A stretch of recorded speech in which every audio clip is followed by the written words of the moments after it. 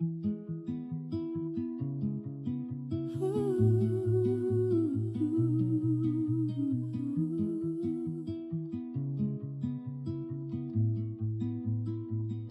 love to fly up in the sky. Through the clouds I reach so high, climbing up to touch the light. Adventure calls me day and night. The wind, it sings a melody, guiding where I long to be. I'll spread my wings and chase the sun. No limits when the dream's begun. The world below fades out of sight as I soar into the light.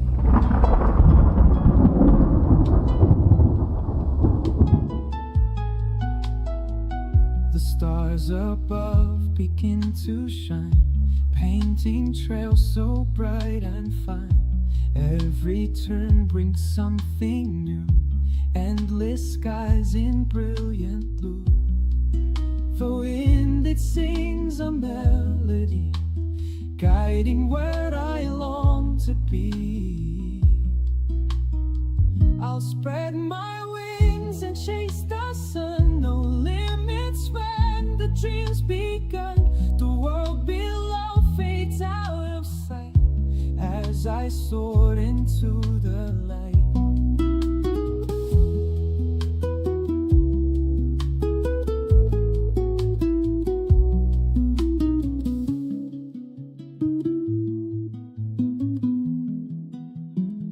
I'll spread my wings and chase the sun. No limits when the drum's begun. The world below fades out of sight as I soar into the light.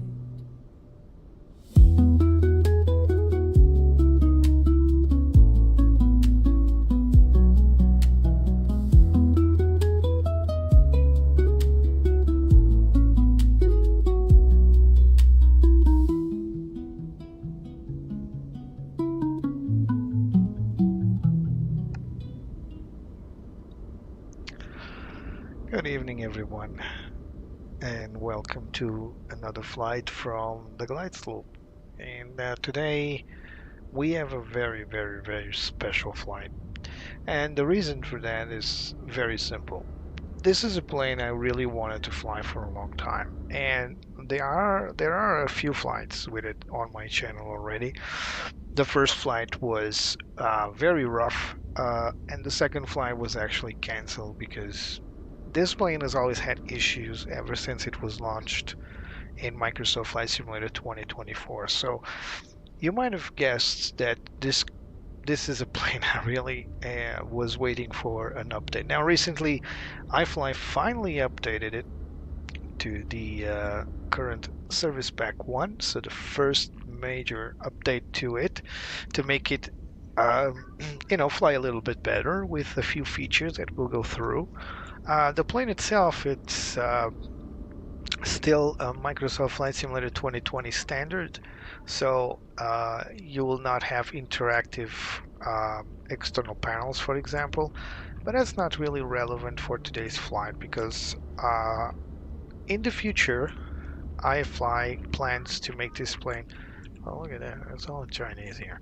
iFly plans to make this plane 100% compatible with Flight Simulator 2024 by making it native to FS 2024. This is a pasted texture right here. It's not really looking good here. But anyway, this is external, not really relevant. So like I was saying, let's look inside here. Oh my, yeah. That looks good. Very shiny, very polished. Really not the way normal modern day 737s look like. Let me put some sound here on Flight Sim. That was muted. So no panels here because this plane is still basically an FS 2020 aircraft native imported to FS 2024. So a lot of features are still to come when it comes to making FS 2024 standards. As for the the valves closed, look weird. As for the model itself, I don't think iFly did a lot of work on the external model, at least not in a way that was necessary. The model was already looking pretty good on the external view. It was only the compatibility with FS 2024 that was really at stake, and it wasn't good. There was a lot of things that weren't working. The electronic flight bag was a mess. There was also some issues with the ground moving map, which was working on 2024. So a lot of that stuff was addressed. iFly really listened to the complaints. A lot of people did complain. And today we want to take this baby out of Dubai, where we are right now. This is Dubai Airport, although it doesn't look like Beyond ATC was connected. Now it's going to be connected. Beyond ATC. There it is. Connected. So traffic will be spawning in a moment. And let's get on board and check it out. See what's fixed and what's working. So first of all, we need some light in here. So what we're going to do is turn on the batteries and get ourselves the ground power connected. Now, previously, in order to do that, we would need to go into that very complex electronic flight bag, very archaic electronic flight bag. Hello, Drexy, welcome. Now we have this fancy looking, very modern tablet here. Now I took the liberty of changing the background, but this is what we got. And as for the rest of the systems, you will see a few new integrations, and one of them is right here. The very much wanted and awaited for weather radar, which is pretty good. So let's see. Let's get some power to this plane. 566, cleared 01 Bravo arrival, runway 26 right. Cleared 01 Bravo arrival, runway 26 right. Gulf Air 566. This is not supposed to happen. Gulf Air 566, report ready for descent. Ready for descent. Gulf Air 566. Gulf Air 566, descent to flight level 250. Descent to flight level 250, Gulf Air 566. Alright, so we wanted to regulate the sounds. Apparently, until we turn on the radios, it's going to be fully loud, full loudness on. So like I was saying, the weather radar was much weighted. Now, what just happened? Something happened. I need to be careful with pressing buttons here. So without further ado, let's get our... SmartLink 594, contact Doha radar 126.7. Center on 126.7, SmartLink 594. So Beyond ATC audio is not looking good, so what we're going to do is we are going to turn away from this station. So we are currently 124.85, so we're currently in center, so we're going to go to 120.35. Alright, let's leave it there. Well, hopefully it's not going to be as loud. So yeah, we got ground power connect. Let's get some lighting on board. So let's just bring up a little floodlight, panel backlight. Let's also bring the overhead light here, so we get some brightness on board. Also bring a little background on the FDS. Main panel brightness and co-pilot main panel brightness as well, and fine. Alright, so now we have lighting, enough lighting.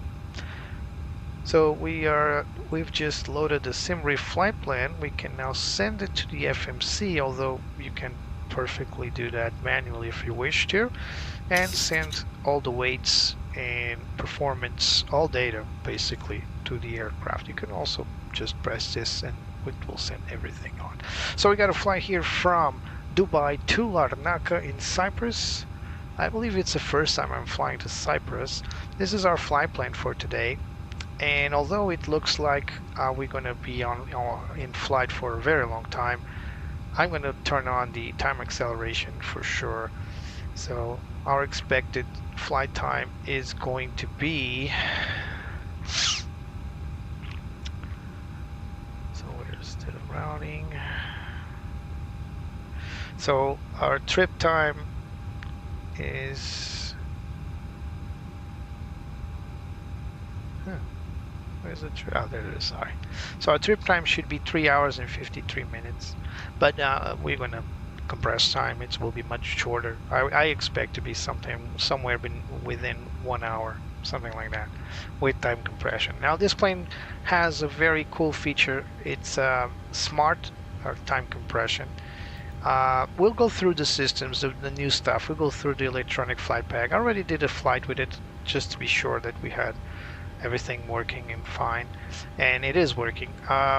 We're just gonna go through systems later on, so I'm going to show you the flight preparation, because that's basically, we want to jump into it. We're going to get on board, and while on board and while airborne, I mean, we will go through the electronics of this aircraft and the brand new stuff as well. We'll look into it. Now here we go. So Dubai delivery, Sky Dubai 1 Juliet Charlie, Boeing I really wish we could 737-8 change this. ramp Echo 45 right, request IFR. Okay, so let's just be quiet for a moment while we do this. So let's go. Let's prep the flight. So first things first, let's go through the pre-flight checklist. So parking brake is set right here. We got a battery switch on and covered. It is on and covered. Ground power is connected and on. IRS selectors to nav. Let's do that.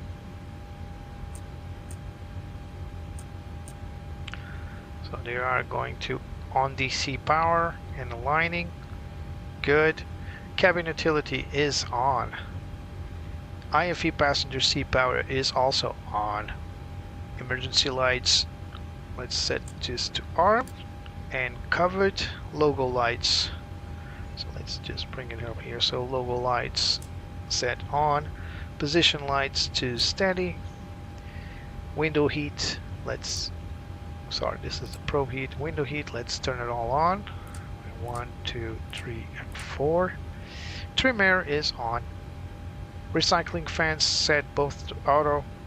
Packs left and right set to auto. Isolation valve is open.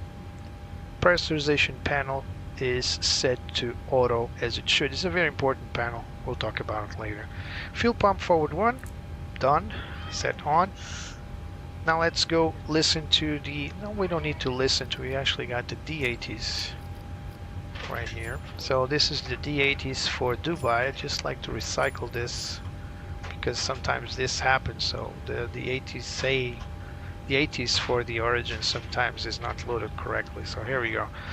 We got QNH 1002. So let's set that up on both panels. So let's get it on HPA. And let's zoom in for your viewing pleasure. So 1002.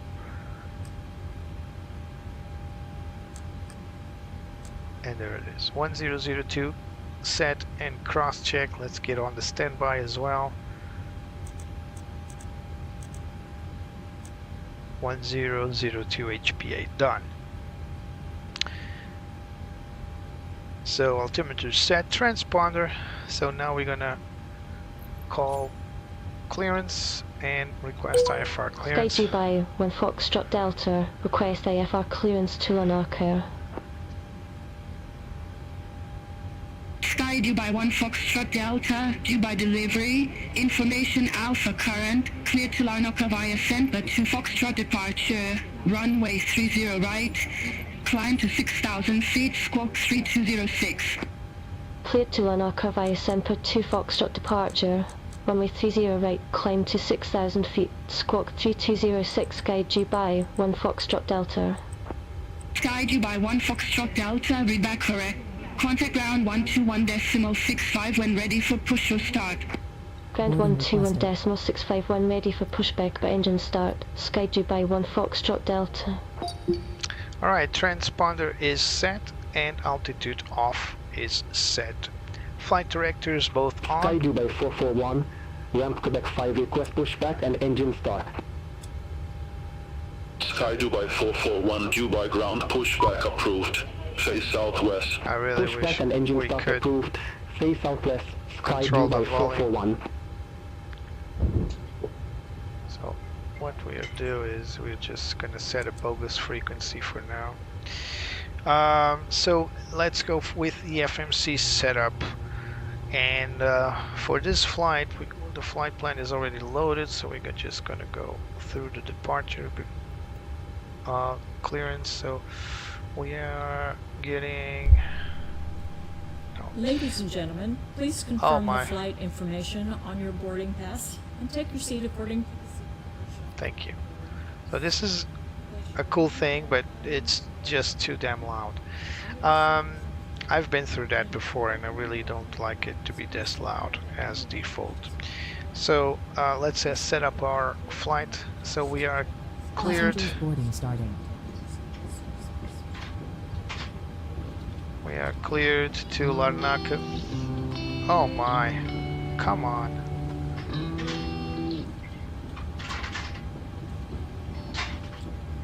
I don't even know if this is copyrighted, so I'll just leave it. I'll just leave it very low, just in case.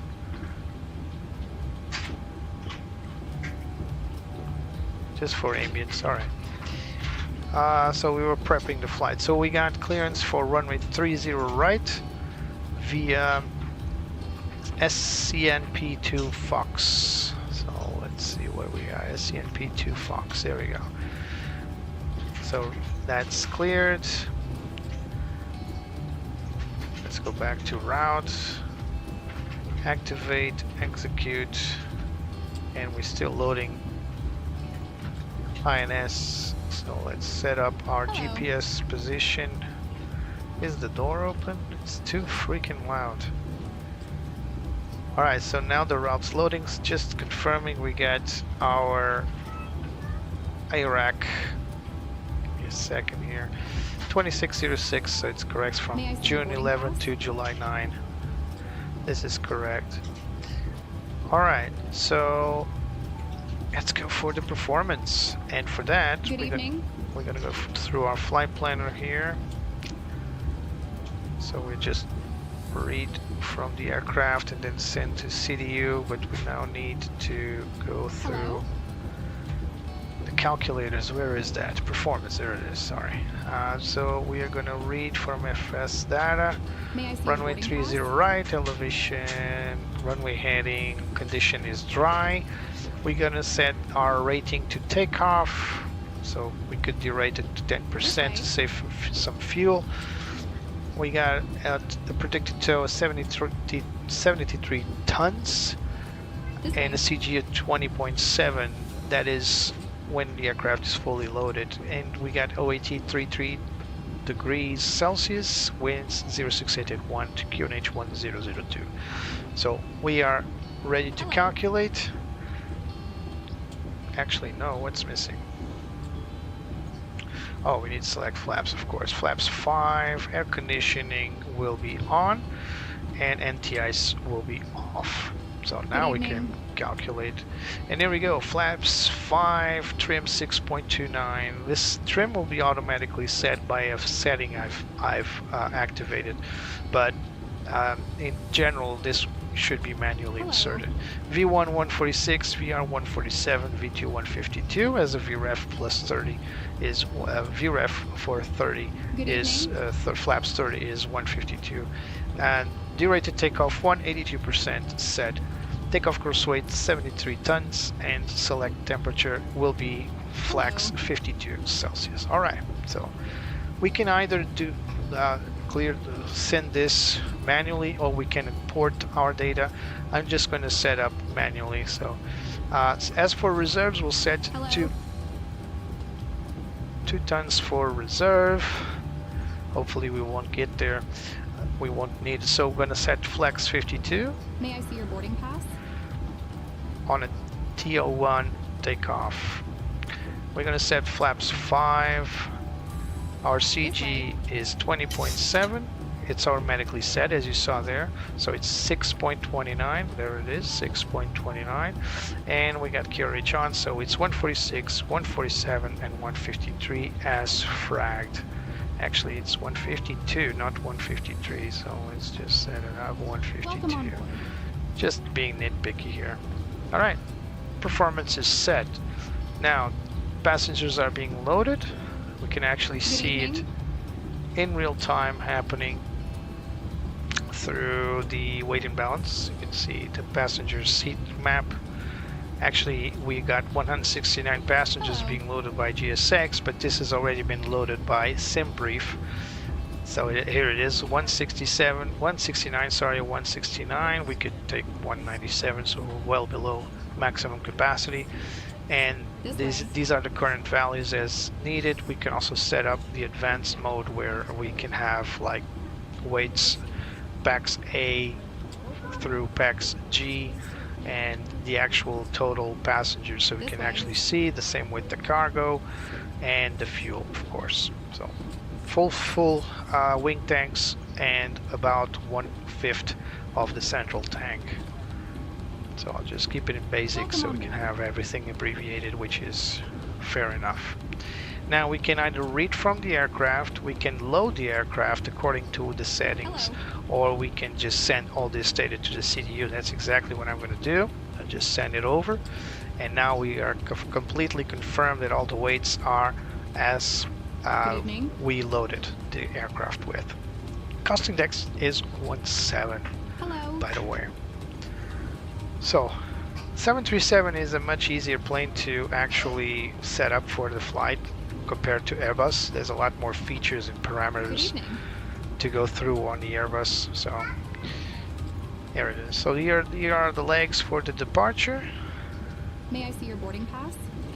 4 hours, yeah, 3 hours and 50 minutes, but yeah, it's probably copyright, so that's why I'm keeping it low. But we will abbreviate time, so no worries about the timing of the entire flight. Welcome on board. Just showing you around. We'll go through this. Here the passengers are boarding. Nice. Look at that. Very close. We can always use this. I only use this for the ground power unit. I use GSX for everything else. And incredibly, from the tests I've made earlier, everything seems to be in working order with GSX in this plane, except for seated passengers. So that's still not implemented yet. The plane was just updated, so GSX do need to update their own side to make it compatible. We will take a look at the cabin in flight so you guys can see how it is, but don't expect much. Remember, this is an FS 2020 plane imported to FSX. Oh, sorry, FS 2024. That will be fun. Fly FSX again. I really like this livery from FlyDubai. I thought it was the same on both sides, but it isn't. You can see that the paint job is different on one side and on the other. I hope this is realistic. It looks really cool though. And I didn't even know about this airline until a few days ago, when I was looking around for airlines to fly in and out of Dubai. And I saw this one there, and I thought, wow, this is cool. Maybe I'll take it one day, and here we are. Usually when we think Dubai, we think Etihad, Emirates. This is, of course, an airline that doesn't really fly to Central Europe that much, Northern Europe. They do fly to Warsaw, Prague, those places. Who's arriving? Oh, Cebu Pacific, nice. Oh, we've got a beautiful ITA Airways. What do we got? You'll see as we taxi that this plane's a little heavy on the FPS. All right, here we go. We got everything set up. So they are still being seated, but we are going to start our APU now. And we're going to feed it into the system for our air conditioning. Ladies and gentlemen, the cabin door is about to be closed. For flight safety, cellular functions and electronic devices, including cell phones, must be turned on during the entire flight. Thank you. So I think we can operate the cabin sound. So the door is being closed. So APU is turning on. We no longer have a gauge here, so we're just relying on the fact that the APU will be on Flight attendants arm and cross-check once it's ready. doors.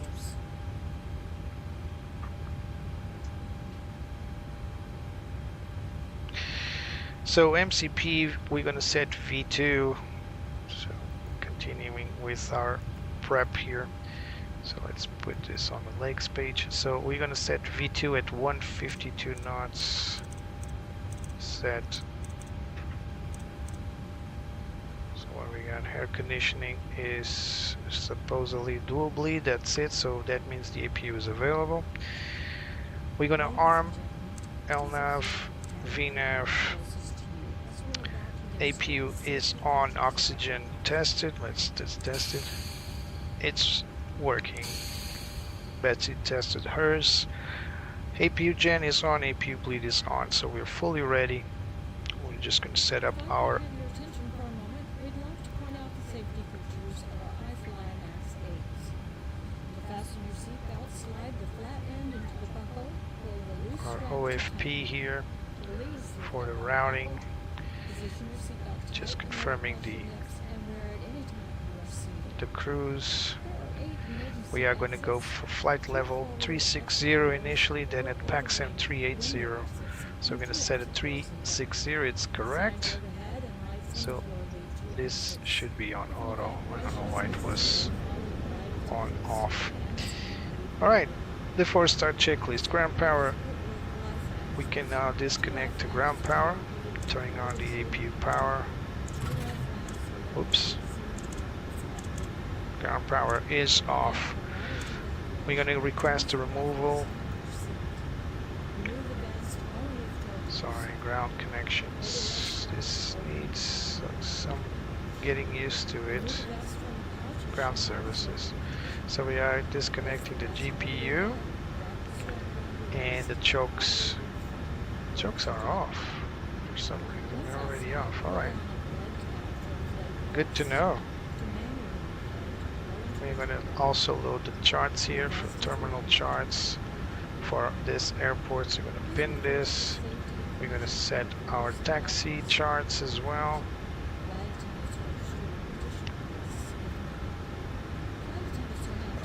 Taxi and parking charts. This one. And we're going to get our sit, which is Smoking is not allowed on board, including the lavatories. The use and charging. sorry, I need to review it because I don't know it from scratch. Send to P2F. Is also permitted in cruise. Regulations require passenger compliance with the routing passenger information signs, posted buttons, and pre-menu instructions. Send by 2F, here it is. I'll show you something really cool with this map depiction. So we are going to go through this middle one right here. I'll show you a little feature this has for the en route map, which is pretty cool, but I'll show you in flight or after we depart. Alright, we're good to go. Let's request push and start.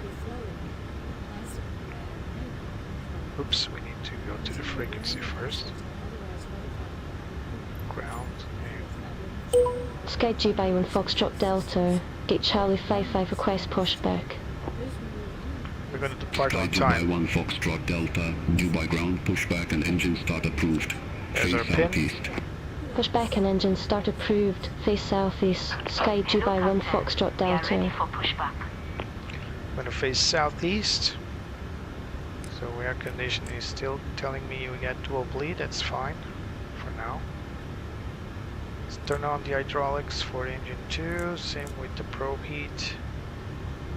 Everything else. Oh, and the damper, but we'll turn it on when we have hydraulics. Checks completed. But we do have electrical. There it is. It's gone.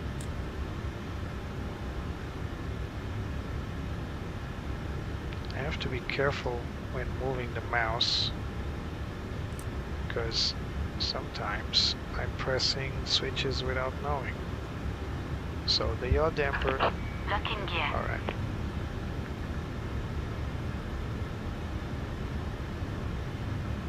Set this to RTO.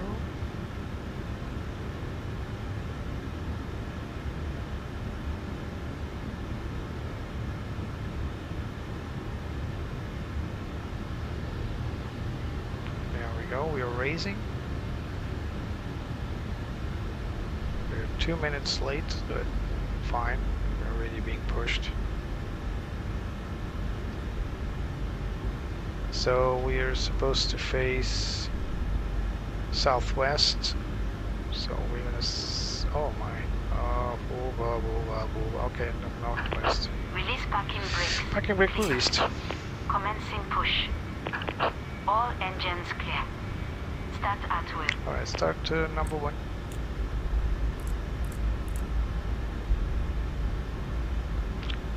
So this aircraft requires motoring. It's a characteristic of the LEAP engines. 553 heavy, Dubai ground, pushback approved, face south. Pushback and engine start approved, face south, Saudi 553 heavy. Switch off the... There we go, motoring, you see there? At 20% we inject fuel, there we go. I'll let the FADEC do its thing. We also need to set the anti-collision, the wheel, so all that was missing, my bad. Emirates 379 heavy, taxi to stand hotel 1 via kilo 7 kilo Victor 1. Taxi to stand hotel 1 via kilo 7 kilo, Victor 1, Emirates 379 heavy.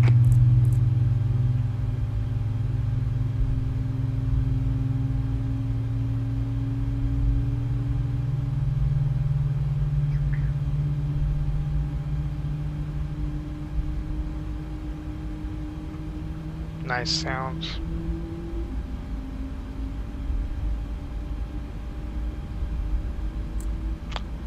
One started. Start number 2. Oh, no, this isn't an Airbus. This is the starter. Thinking like an Airbus. We can already set the generator for engine 1. Here comes number 2. 20% inject.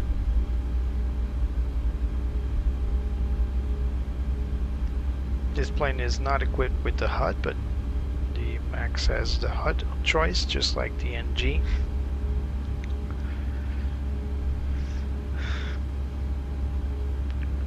Engine 2 is also motoring. So we're probably being pushed back so we can turn on this taxiway, we'll see.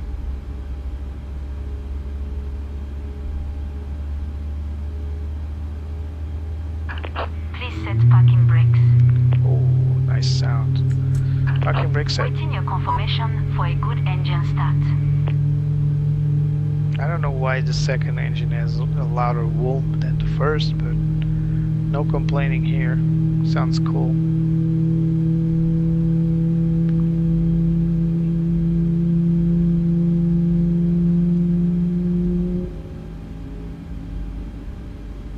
Nice.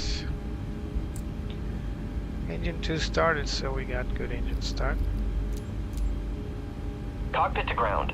We have a good engine start. You can disconnect. Auto throttle. Unlocking gear. Gear is being unlocked.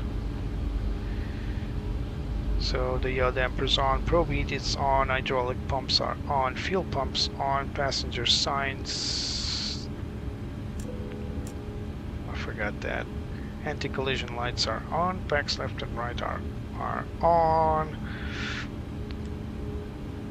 Let's go for the before taxi checklist. Engine generators 1 and 2 set. APU set. Oops, not this. Off. Packs 1 and pack 2. And isolation valve set to auto. Set flaps for takeoff. Set flaps 5. Left is clear, right is clear. Set. Just waiting for it to transit. Auto brake set, RTO set, trim set for takeoff, APU is off, APU bleed is off, banks left and right are on, isolation Emirates valve on 180 auto. heavy. Flight controls Taxi to check, Ram Sierra Fulvia Mike 10 Bravo Mike Sierra Tango. full Taxi deflection to Ram left, Sierra Fulvia Mike Neutral. 10 Bravo Mike full Sierra Tango deflection right, Emirates 180 neutral, heavy. full pitch up, neutral, full pitch down, neutral, full rudder left, neutral, full rudder right, neutral. Flight controls have been checked. Ground equipment is clear. We are ready for the taxi requested. Sky Dubai 1 Foxtrot Delta, request taxi. Sky Dubai 1 Foxtrot Delta, taxi to holding point Mike 15 Alpha, runway 30 right, via Zulu, Kilo, Lima 4 Mike. Taxi to holding point Mike 15 Alpha, Zulu. runway 30 right, via Zulu, Kilo, Lima 4 Mike, Sky Dubai 1 Foxtrot Delta. Zulu, oh, it's on our back. And then Mike all the way down to 30 right. So, yeah, we're just gonna take a left turn here and turn to Mike, go all the way down. So, we did push back on the wrong side, but there were no options to push back with the tail towards that side. So, we'll do what we have to do. So we're gonna taxi and turn. We're gonna go forward now and then turn left there and can carry on. All right, parking brakes off. We just turn on the track IR for your viewing pleasure and mine. I always say it's for your viewing pleasure, but also mine. All right, let's carry on.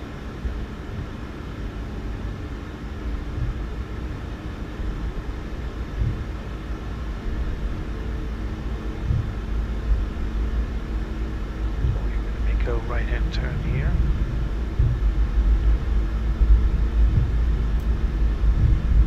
Ladies and gentlemen, we're ready for takeoff.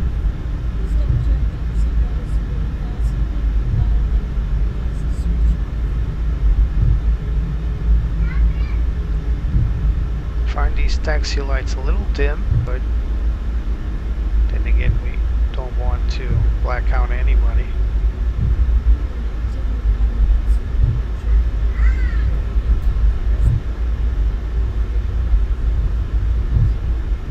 So we are going all the way down here, runway 30 right, all the way to the final. So this high GPU memory usage is a constant with this plane, unfortunately. It's just setting. Alright, cabin's ready, which is nice. Now let's make a right hand turn, correct?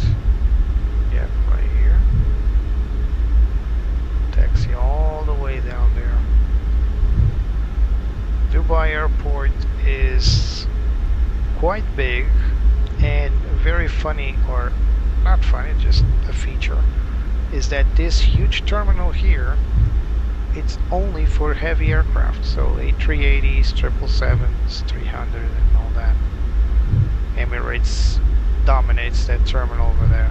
The one we got out from is has a lot more lighter gates for smaller aircraft like ours, or small-ish, smaller than the A380 for sure. There's an airplane taking off. It's pretty cool to see actually, because while you're taxiing you see all these planes taking off, because you're basically in the middle of two runways. There's one there that's 30 left and this is 30 right. So Emirates 31 Tango pretty heavy. cool. Taxi via Mike 10 Bravo Mike. Hold short of runway 30 So, right. Taxi prep via the Mike flight. 10 Bravo Mike, hold short of runway 30 right, Emirates 31 Tango Heavy. I'll just use the course here to remind me of the runway heading. Cross runway 30 right. Taxi to ramp 1 via Mike November 7 November Papa 6 So Papa. takeoff data is Cross checked. runway 30 right. Taxi to ramp 1 via Mike November 7 November Papa 6 Papa Emirates 31 Tango Heavy. We got 146 V1, 147 VR, one V2 is 152 and set on the MCP. So now I'm going to turn on the weather system, so it's all on auto. Just press here and it connects, and we're going to press it also here for the terrain. Position lights are on. We just need to set our transponder to 3 ARA. Position lights will be set strobe and steady once we're on the runway. Taxi lights will be turned off. Transponder will be set to ARA as it is now, and we forgot to launch the clock, but here we go. The elapsed time is automatic. As soon as we have weight on wheels detected, it will start counting, but we are setting the clock for our gate-to-gate time, and I forgot to set it up when we departed the gate. As you can see, we were parked in the very edge of the opposite runway, so we now need to make our way. We were all the way down on the back next to runway 12 Romeo, and now we need to go to the opposite end, so we're going almost to full extent. You can see there many Emirates aircraft. They're low polygon because we're so far away looking at them, but look at that. A380, 777. Yeah, Emirates is the largest A380 operator. I think it still is, even though the planes are being phased out all around the world.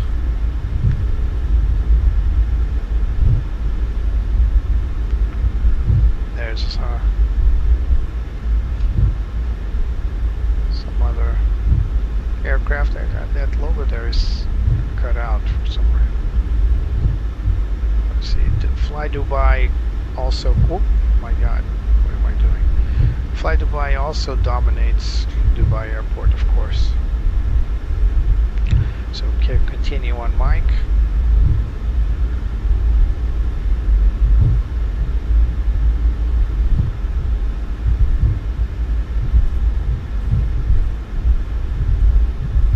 Two more aircraft going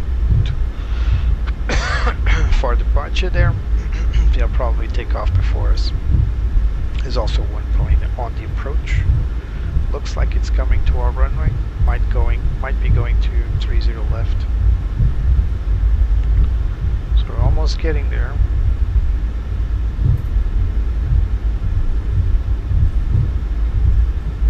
This is our holding point, Mike 15 Alpha. So the very last one.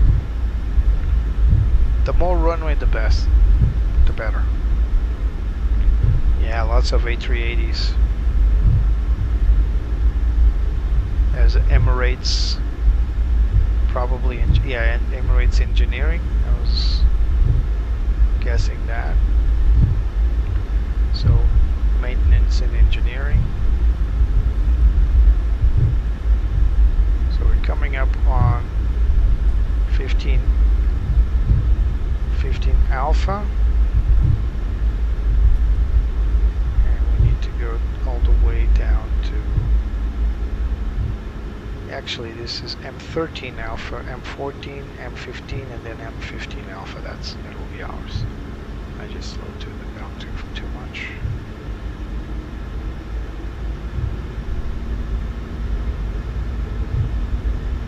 So we got runway ahead.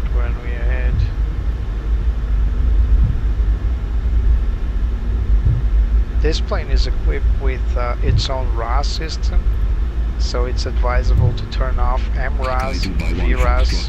Contact Dubai Tower 118.75. Have a good evening. Contact Tower 118.75, Sky Dubai 1 Foxtrot Delta. And this is us.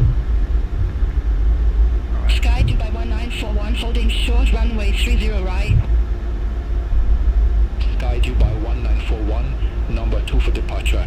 Hold short of runway 30 right. Hold short of runway 30 right, Sky Dubai 1941. Sky Dubai 1 Foxtrot Delta, holding short, runway 30 right. Sky Dubai 1941, runway 30 right, line up and wait. Line up and wait, runway 30 right, Sky Dubai 1941. Sky Dubai 1 Foxtrot Delta, number 2 for departure. Hold short of runway 30 right. Hold short of runway 30 right, Sky Dubai 1 Foxtrot Delta. We're holding.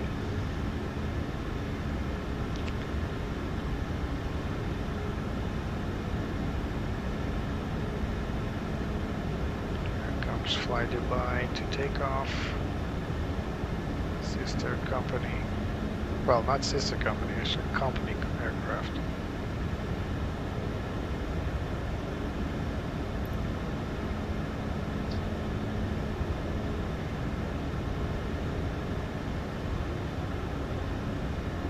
So the airplane is taken off, it's just With Malta 62 Sierra Echo, contact you by departures 124.675. Contact you by departures 124.675 with Malta 62 Sierra Echo. That was a Wizz Air aircraft taking off. Sky Dubai 1941 Dubai Tower, wind 030 degrees, 3 knots, runway 30 right, cleared for takeoff. Runway 30 right, cleared for takeoff, Sky Dubai 1941. No delays. Sky Dubai 1 Foxtrot Delta, runway 30 right, line up and wait. Line up and wait, runway 30 right, Sky Dubai 1 Foxtrot Delta. There we go.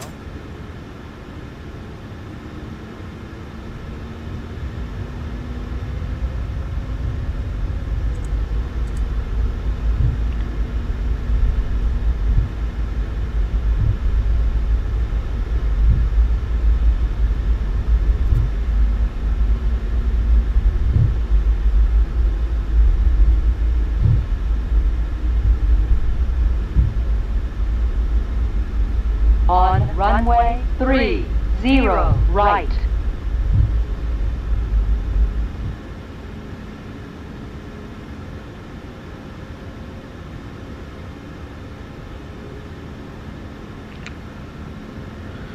Sky Dubai 1941, contact you by departures 124.675.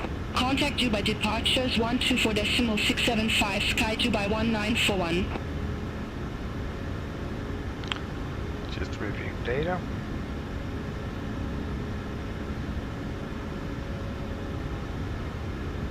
That guy's crossing.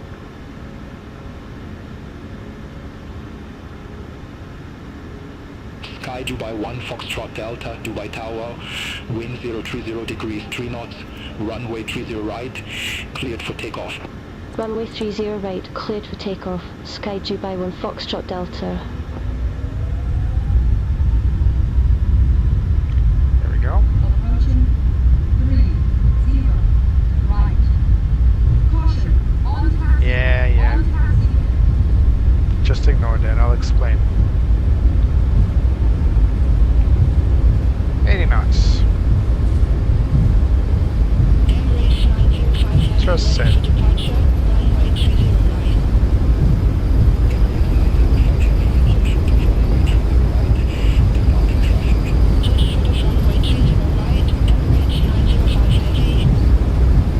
V1, rotate.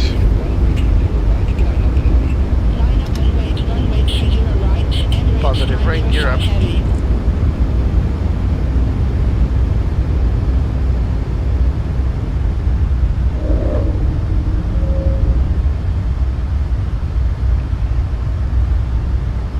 Speed check, flaps 1.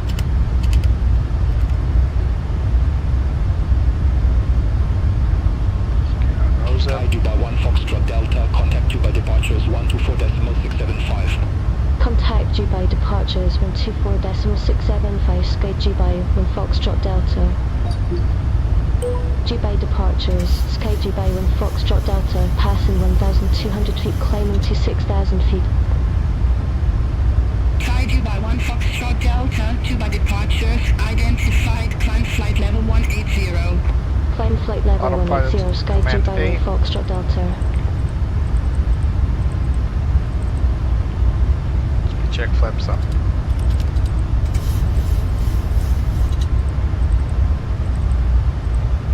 One 180, right? 180, sorry.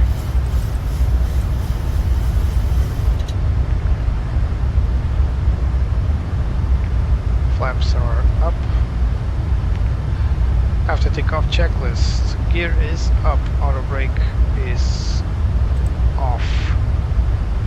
Runway turn off lights off.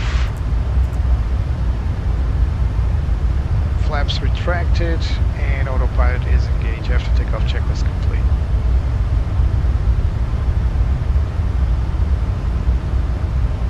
So we are getting nice view. Emirates 905 Heavy, passing 1,500 feet, climbing to 6,000 feet. Emirates 905 Heavy, Dubai departures, good evening, identified, climb flight level 170. Climb flight level 170, Emirates 905 Heavy. Beautiful landscape of Dubai, the famous palm tree islands. There's also the World Islands down here.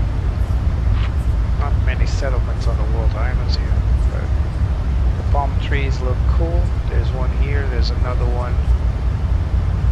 I believe that's one other on lower, or well, there are two of them, so trust me on that one. All of these islands are artificial, of course.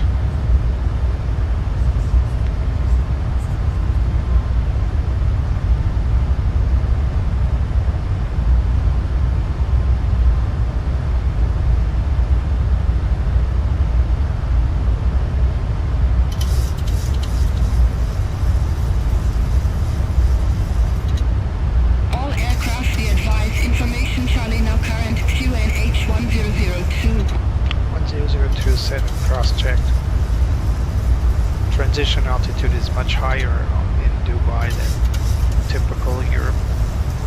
Typically in Europe we'll get a transition at about between 4, 5 or 6,000 feet. In Dubai I believe it's 13,000 feet if I'm not mistaken. So it's telling me that the maximum altitude is flight level 359. Contact UAE radar 124.85. Center on 124.85 with small traffic to Sierra Echo, good day. So this is something I would like to show you. This is the flight chart as you know it, and you can see the little plane following it. But there's a very cool feature here where you can press that button there, and this is what we'll do. It will draw our flight plan on top, or the chart is transparent, so the chart is printed on top of our flight plan on the en route map. This is a very cool feature. I wish other planes could do this, because you can see here perfectly if your plane is following the correct star by just overlapping your en route map with the chart. That's not us. So it's pretty cool feature. I hope other planes can take the hint and do that as well. About to reach 10,000 feet. You know the drill.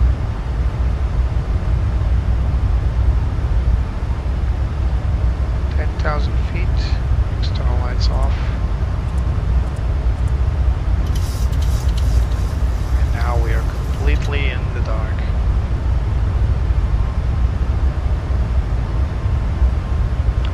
Also switch this to weather radar.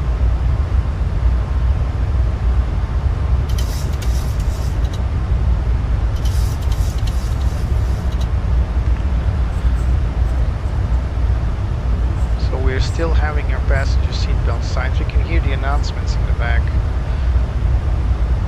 Right, looks good. I wanted to put this in center mode. Oh, there it is. And now, no, not this.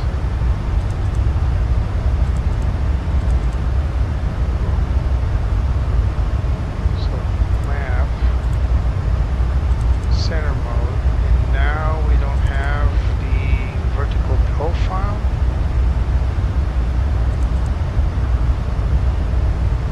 I didn't know that wasn't available.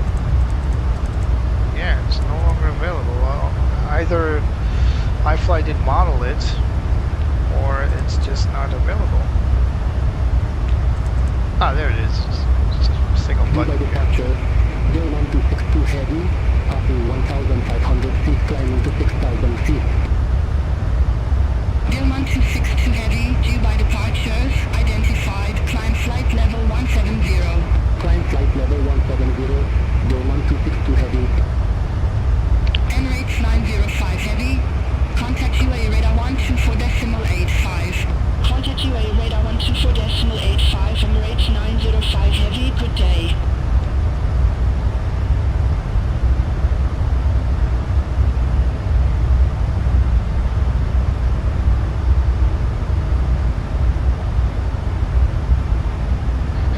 So here we are, climbing flight level 180. We had no weather clearance till now. Passing our transition altitude, set standard, and cross-checked. You can also press it here.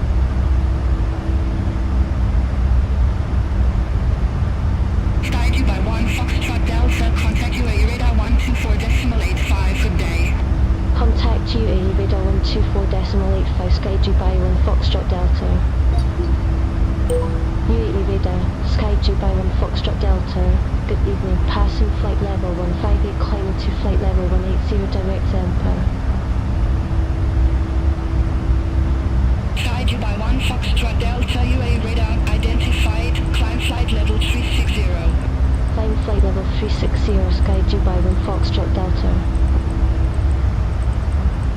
Alright, so we are going to continue to climb to flight level 360, which is our cruise altitude. And so far so good. So a lot of the stuff that we are used to use on the other 737s, such as the PMDG, are working as intended so far. We do have weather radar, we just don't have any weather to show, so it's completely clear skies. I think this strobe effect is a little too strong, but it is quite a strong light. It is a very sort of a flash, like a flash from a camera flash. It's only blinking a lot more than that. You can also change the blink rate, which is something I want to do because this is like the older blinking pattern. Contact here on radar 120.3. Center on 120.3, SkyDubai 1941. Not failures. Where is that? Settings. Yeah. Now this is the no, it's my plane. This is it. So there's a lot of features here to change. One of the things is the blinker on the strobe lights. Change it to be faster. A lot of cool features here. Cabin sun visors, cabin lights, all automated or manual, your choice. But I wanted to... So, this is very important, the IRS alignment for those that want to follow real-life procedures. Oh, there it is. Fast rate. Let's check out the difference.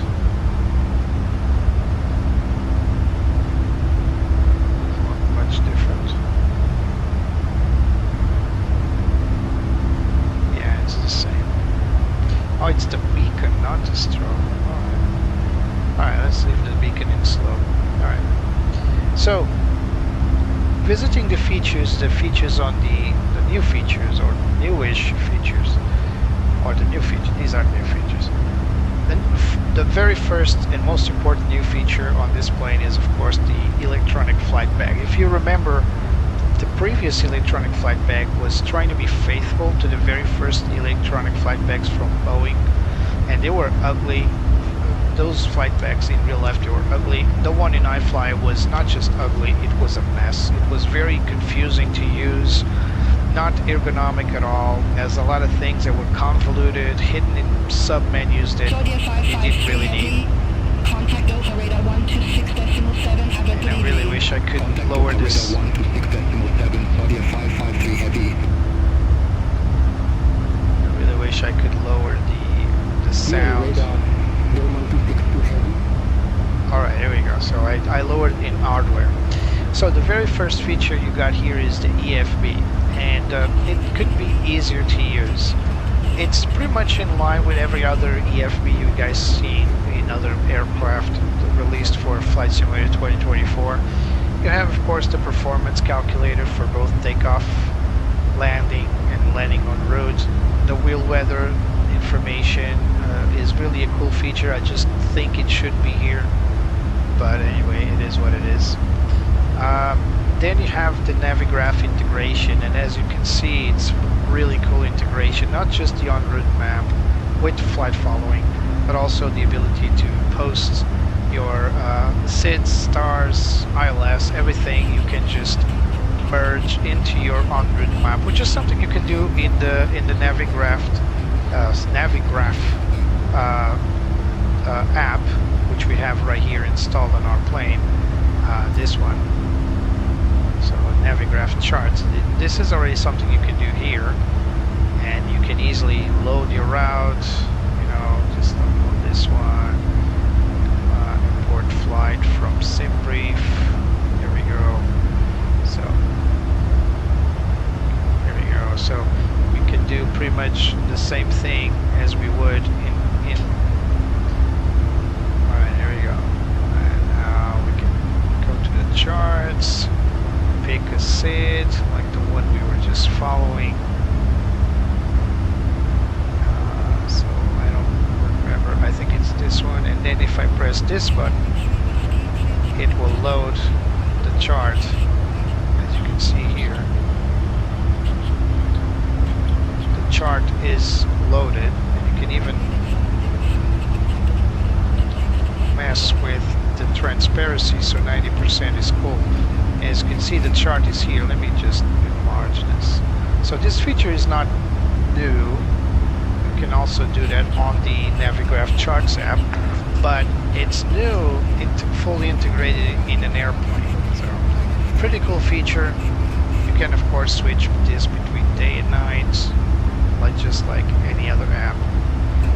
On the same Navigraph page, you have the ability to set the en route map, the terminal, and the OFP from Simbrief, which is very handy. Although I'm not sure how this works for people that don't have Navigraph. Having the OFP here is kind of cool coming from Simbrief, but Simbrief is a different independent product from Navigraph. So either we have the Lido charts here and the flight following map. I'm not sure. I cannot test because I do have Navigraph. But yeah, pretty cool feature, pretty cool. This is one of the most robust integrations for Navigraph I've seen to date. The My Plane, where you can customize pretty much everything, including adding the air stairs. So we can set that up here. Or adding the HUD. Let's see if I can find the HUD here.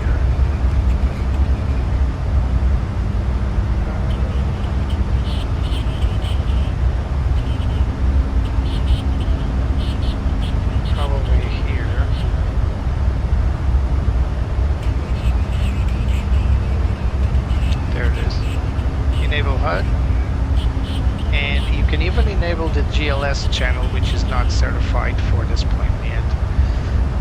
So GLS is the brand new GPS-based landing system, and it's a very, very cool feature. It allows planes to fly RNAV approaches all the way down to land just like an ILS without having any frequency loaded in. It's just satellite data. I thought this was something exclusive to Airbus, but apparently you can model it here, so it's pretty cool to see that. Not sure if this depicts real life capabilities for the MAX, but it's cool. It's cool to know. You can also set your plane for high altitude landing. You can add your ice detection probe, climb thrust mode in cruise. All these are like company features, including emergency lighting, which is yellow by default, but you can change the color of it if you so like it.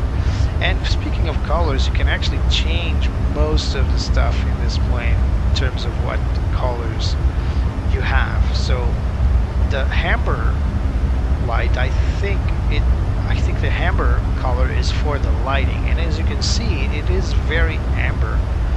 Now, I'm not sure, but I'm going to try. So this is terrain map. Oh, this is for the DU. Alright, so let's change this to slightly less yellow, orangey. Let's see. Yeah. Or we can even set it to white.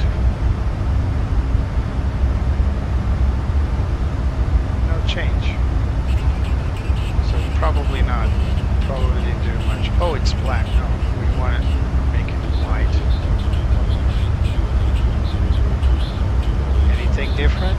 No? So probably do much. I'm just messing with stuff here that I don't know about.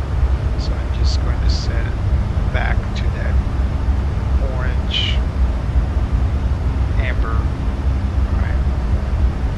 So I really wish I could change the background color, but apparently it's not possible. This is for the display unit, so this is for the DU here. So probably for the colors in here.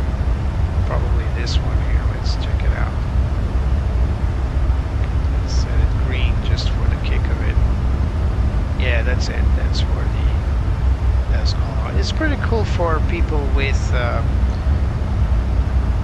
for people that have back yellow amber. It's very cool for people that have you know, visual impairment, like I'm missing the term here. That you can change the colors if you don't see them. It's pretty cool, but of course for everybody else it's just a matter of taste. If you don't like this blue, you want another blue sky, you can change it here, including the IFSD, so this standby instrument here. Alright, we're coming up on top of the climb, and once we get there I'm going to gauge the time compression.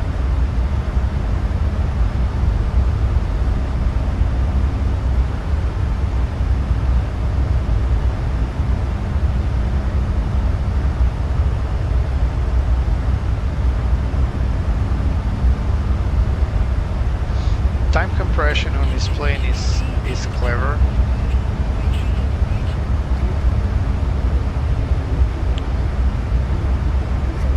So lots of this stuff is pretty self-explanatory. So where is time compression? I wish there was a separate menu for time compression, or if it was integrated on the electronic flight bag itself. Oh, there it is. So here it is, acceleration mode. It's intelligent cruise acceleration mode. You can turn it on, and if you do so, you can select up to 2 or 4 times time compression. I'm going to turn it on. It's all set to 4 times compression. There's nothing to indicate you at which rate it is currently, but here's a rule of thumb. If the plane's climbing or turning, it will for sure not time accelerate. So currently we're climbing and we are on the verge of turning, and so the plane will keep seconds going as default, so non-compressed. As soon as the plane stabilizes, either on the turn or in the climb or a descent, it will accelerate time, and it will go up to 4 times or whatever setting you preset on the FB.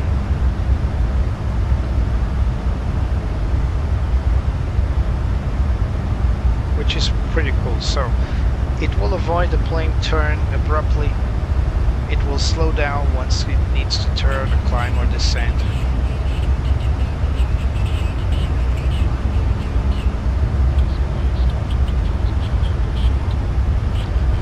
Not sure if you're flying on real time.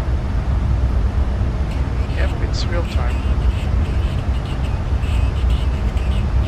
So it's 1921 UTC, which is correct, but local time is 2321.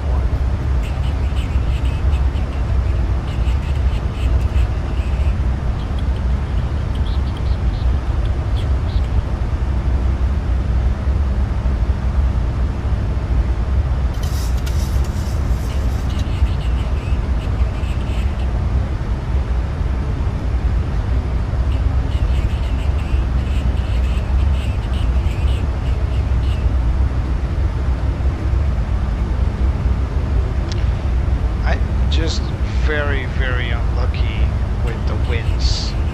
I always get nose winds on these flights. So if you guys want to know where we are right now, let's go to Navigraph on route. Let's zoom out.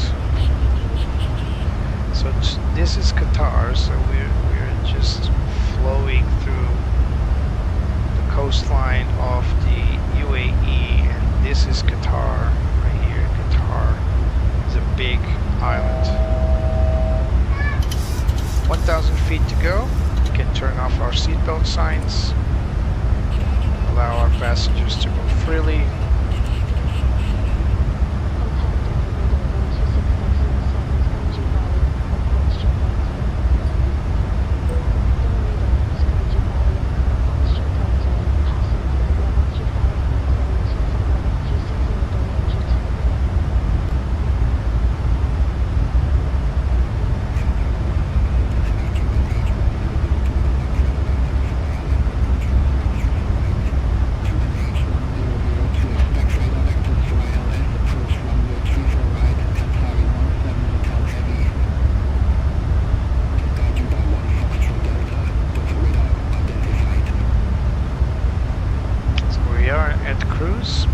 Next climb will be for our step climb at Pakistan. So take a look here to see where that is. Probably not that close. Alright, it's going to be this point here. So let's go on planning.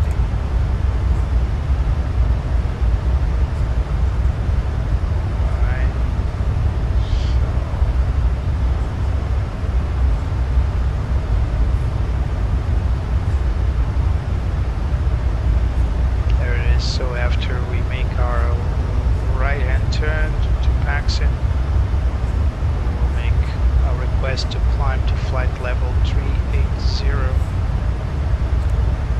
The idea is just to save fuel, of course.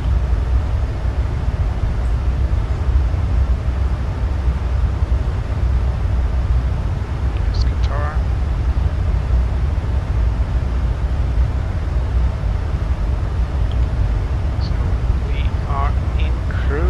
And as you can see, now the time is accelerated. You can also see on your progress bar on top, you see the bar moving.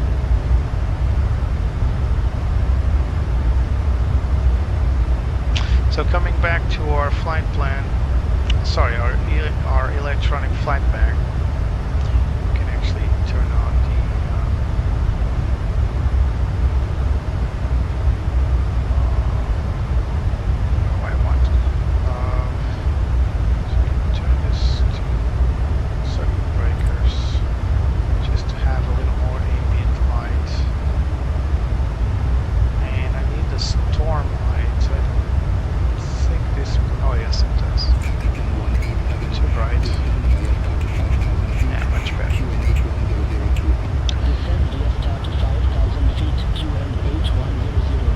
So, we were at my plane where you have all these customization options here. Then we got the settings for the electronic flight bag itself, stuff like temperature, speed, units, all that jazz. You can also lock the screen or restart the system, which is something I don't advise you doing in flight. We also have a very extensive failure page where you can just set up your failures. There's pretty much what you would expect from it's arguable if it's a study level, we still need to see, but it's something you expect from modern day extensive simulated airplanes. Stuff like flight control fail, yaw damper fail, APU fault, autopilot fail, ice and stuff like that, ice and rain. There's some situations failures that any builds implemented on their planes is something that nowadays we tend to miss, such as bird strikes or GPS jamming, all that jazz. It's not available here. You can simulate like GPWS fail, which is kind of what GPS jamming does. And we also have here like the doors control, of course. So right now all doors are armed. I don't know if the emergency, what's it called? Oh my god, I keep forgetting. The sliders, that's what I mean. I don't know if the sliders are simulated, but you do see the doors being armed and disarmed. So yeah, we got all doors capable of opening on this plane. We also are able to open the wing, the engine cowls, and of course deploy the air stair. Weight and balance, we saw this earlier, so we're basically looking at the plane's weight and balance, and it is pretty much what you'd expect. The manuals, pretty cool to see the user guide in here. EFB supplement, because it's a brand new thing. I suggest you guys read it if you find anything that's not that you don't understand or you want to learn how to do it. The MAX operation supplements, so all the stuff that comes with it. Actually, I don't really know what they intend with this manual. Let me see. Oh, it's just like tutorial flying. So, stuff for people that don't really know the 737. It's pretty cool. Most of the times we are told to read the manual. This is where you can read it. Systems operation, flight tutorial. So this is the actual tutorial. Flight plan introduction, procedures. Pretty cool to see. It looks like it's having a hard time loading it though. So it looks like it's having a hard time loading these PDF files. Looks like these are PDF files. Save and load feature, so you can actually save the current flight to load later. It's actually something I would like to see automated. I would really much like to see it done without my intervention, because you know, system crashes, WASM crashes, we want stuff to be automated. It's cool to see that we have the engine, so the panel conditions that we can just load instantly, or we can save one. So before engine start, golden dart, GPU connected, APU power. This is out of order. I will put it in a very different order. But anyway, ready to taxi, blah blah blah. You know the drill. So pretty cool, save and load. I think this is route saving, and yeah, this is flight plan, so you can save the route and flight plan, and this is panel config. So it's not a situation saving. I thought this was a situation saving. It's not. It's just status or state saving. Alright, not as good as I thought. Ground connections, of course, we also have an integrated this is on, okay. There's also an integrated tow system for the pushback, just in case you don't have GSX or you don't want to use GSX.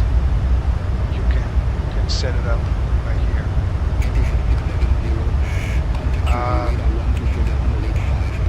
So the ground vehicles will be here, as we previously saw. I think that we're now in flight.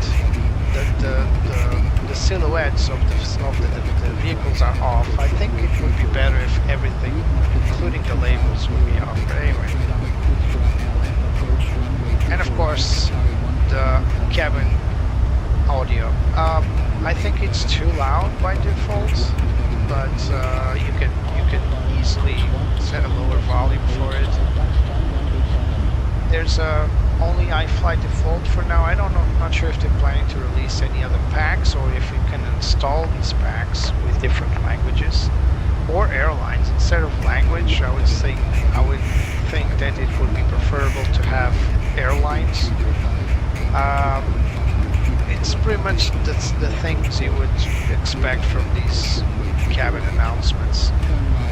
I would suggest, if you use it, to come down here and lower this, or even shut it off if you don't want to get too loud in the cockpit. Unfortunately, the Beyond ATC audio volume is not integrated just yet, but I'm using hardware to lower and raise Beyond ATC sound. So that's the big thing, the big new thing on the iFly 737 MAX is the electronic flight bag. Overall, a great addition. I think it's you know, what was expected.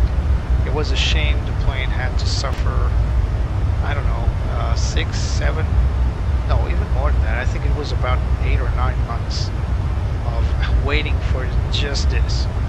That was the major request from most of the users was the EFB, because it really was bad. Plus, in FS 2024, the ground moving map wasn't working, so that was even bad, even worse. So you had the charts, they were very clunky, but they worked, but no ground moving map. Now you can just come to Navigraph, en route, and then if you zoom in, this is only a feature with Navigraph, by the way. If the plane is on the ground and you zoom in all the way, you'll get ground charts, or you can just load your terminal charts and get it from there, like the one we saw earlier on with the Dubai ground charts. So this one right here, and you could just follow the little plane. It has ground moving capabilities.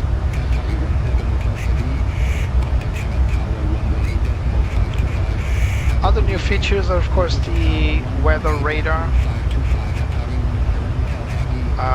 I don't think you need to touch anything here. It's all very much automated.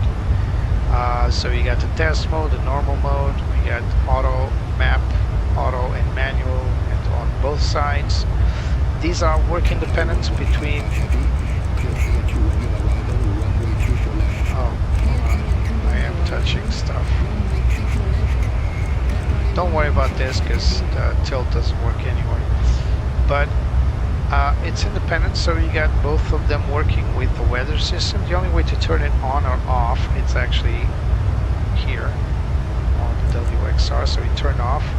So we got our central checks are expand. So you can just turn it on or off just like any other plane. The only, well, the 350 nowadays is like this. So the 350 only requires that you activate the button on the remote control system. That will activate the radar itself. Don't need to turn on systems. So this one is also on auto, although it's more knobby, whereas the A350 is buttoning of buttons, but the logics are the same. So it's cool to see the weather radar is implemented, although we don't really have weather right now to show you. And that's it for two major features. But of course the plane has received hundreds of fixes and improvements overall. One of the things that I most complained about in this plane was, well, it wasn't the most complaint thing, but one of the things I complained about was the fact that the rain effects would blur your windshield entirely, and turning on the windshield wipers would completely make it worse. So what we're going to do is one day I'll try to get into a flight with weather and we'll check it out. I did make a slight little test and it looked okay, but it was so mildly raining. It wasn't even called raining, it was just sprinkles. So I want to test that entirely in a new video in the future.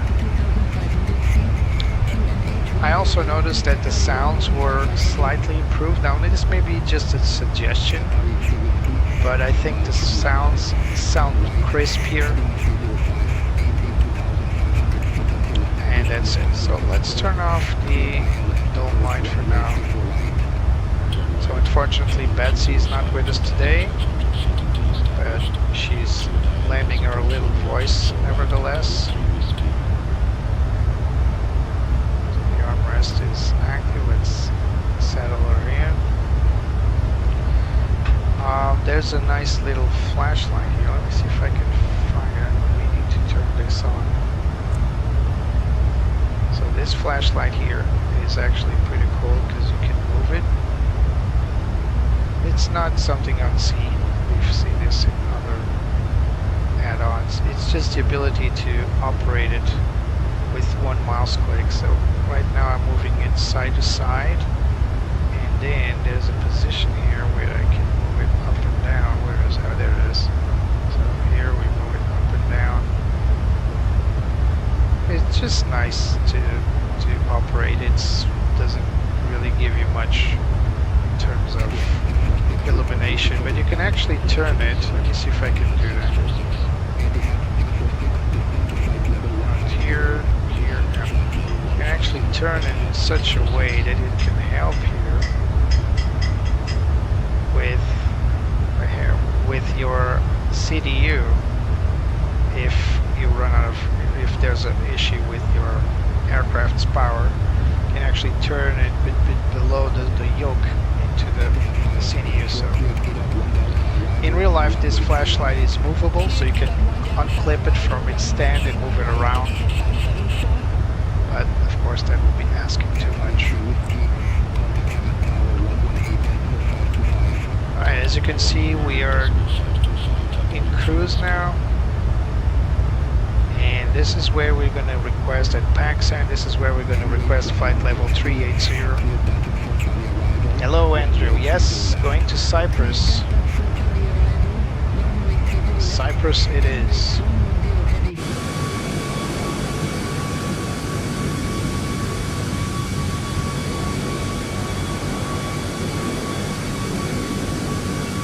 I think these strobe lights are just too strong. They are strong lights, but this is a bit too much.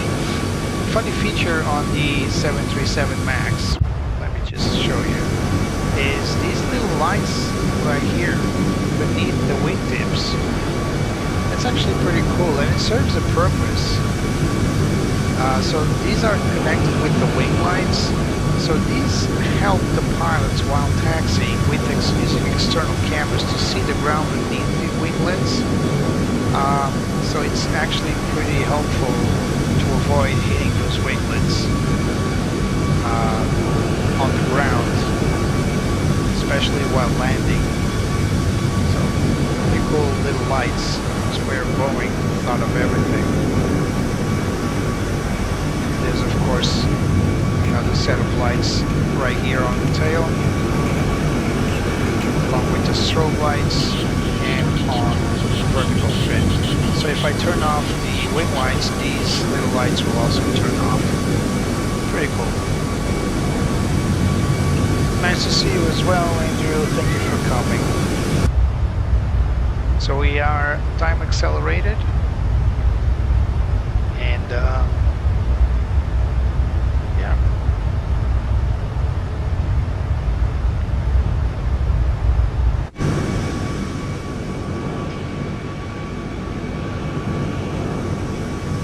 Pretty dark night tonight. No moon to give us a little glimpse of the plane's silhouette.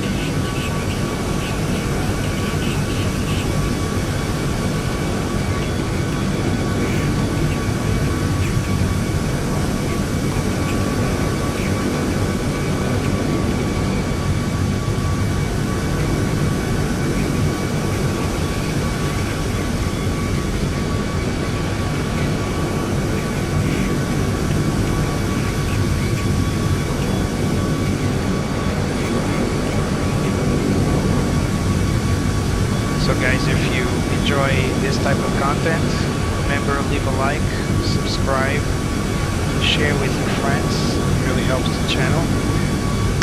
And if you're feeling generous, I really appreciate if you could visit my Buy Me a Coffee page. All donated money will be reinvested in future add-ons. Just like this plane was purchased, well, most of my planes are purchased with your kind donations, and yeah, really appreciate everybody that keeps helping me keeping this channel alive. People like Andrew right here, my good friend Andrew, but also my good friend Birsha, my good friend Richard, and a lot more other people that help the channel throughout its existence. So thank you so much for every donation. thank you so much for sharing this with your friends, and of course, thank you for being here and pressing that like button. Really helps the channel. So guys, I'm gonna make a small break here on my side. The time is compressed. You can see that we're almost getting to 50% of flight. I'm just gonna see if we can request a climb to flight level 390 to get better, 380 to get better performance. But other than that, we're gonna hang around here for a moment. So be right back.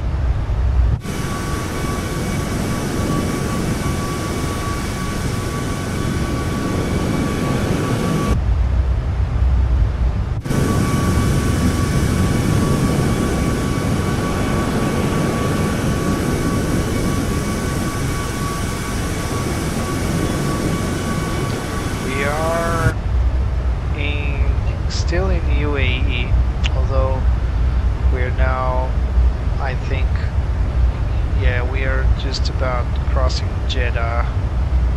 Yeah, so pretty far off from Dubai, not right now. I believe that's not it. Is it Jeddah City? No, probably not. Zoom in.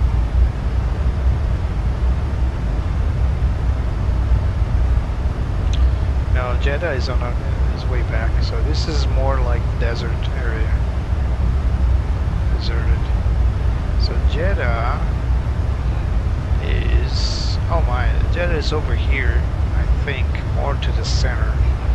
So today, instead of going like in the previous flight when we came all the way down here, we did cross all the way the no-fly zone.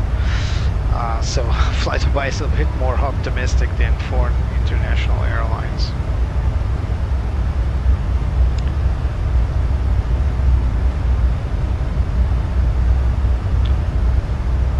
Yeah, I meant Saudi Arabia, sorry. Hello, Frick Mob Goon. Thank you for coming. Yeah, we're still in Saudi Arabia, that's what I meant. Jeddah is next to the sea. Really? I don't think so. I think Jeddah is in the center right here, right? Riyadh. Yeah, sorry, maybe. You know, my geography sucks. I'm not the right person to ask that. Let's see. Let's confirm what you're saying here. Not because I doubt you, but because I'm learning. I also like to learn. So let's put this on roadmap.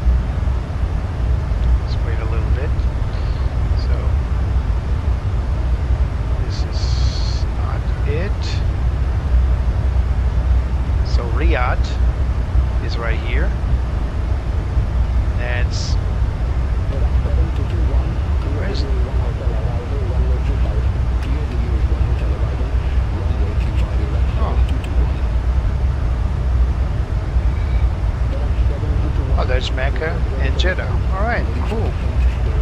So you were absolutely 100% correct. Thank you.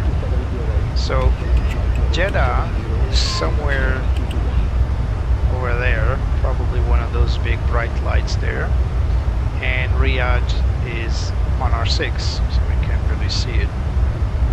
On the previous flight we came all the way down here around Israel through Jordan, Saudi Arabia, Riyadh, and then climbed to the United Arab Emirates. But today we are flying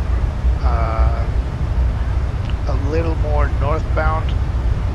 We're still going to avoid Israel, but we're going through the north side through Syria, which is much better than flying over Jordania,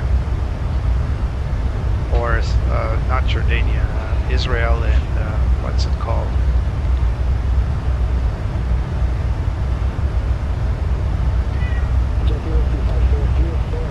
So this is Jordan, no, Beirut, so Lebanon, that's what I wanted to say. So we are going to fly through Lebanon, by the way. So Syria and then Lebanon. It's a nice, cool waypoint called Cedar, because Lebanon is well known for the cedar trees. Pretty cool to see that call sign, waypoint name. Alright, let's go back to our little plane here and zoom out a little bit, and let's resume. I'm gonna have a bite to eat and I'll be right back, but please feel free to chat and I'll try to get back and answer your questions if you have any. Yeah, I need to study Google Maps, I suppose, but everything is there, so I'm just being a little bit lazy. But thanks, Trixie. I'm always learning. So I didn't know Jeddah. I thought Jeddah was in the center, but that's Riyadh. And so Riyadh is where I thought Jeddah would be, and Jeddah is south by the sea. So pretty cool. Thanks.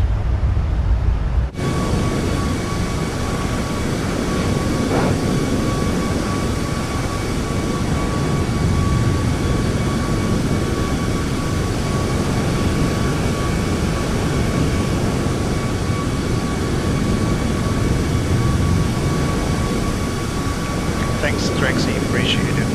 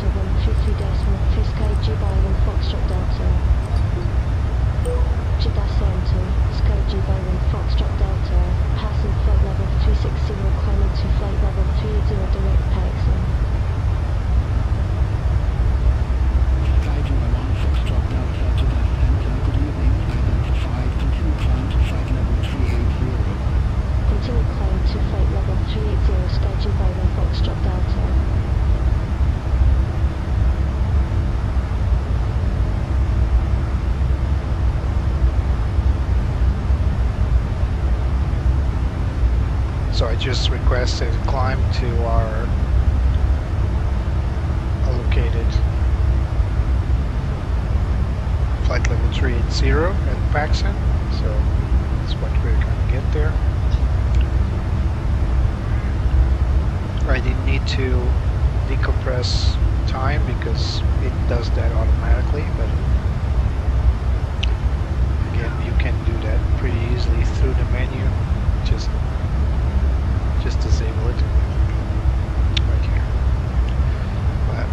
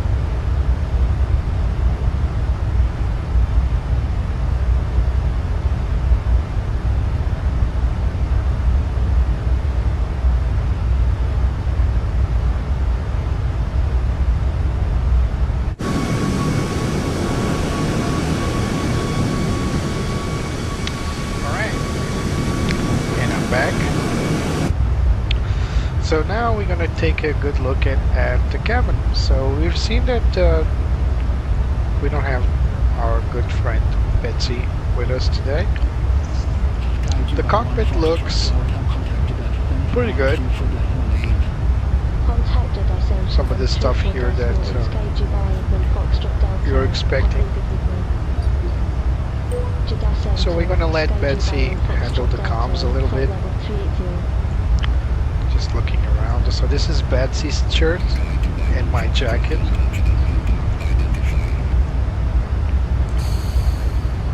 Nice to see some of this stuff modeled in.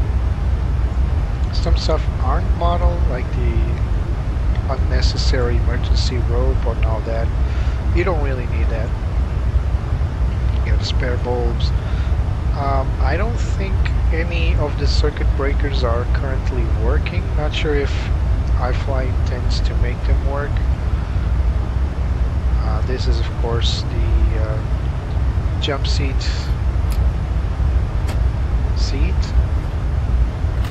Jump seaters seat. The most uncomfortable seat on this aircraft by far. We have one right here. It's pretty comfy. Most of the times you would sit here because you have a better view of the outside and the cockpit, but again, very, very uncomfortable seat. Been there, done that.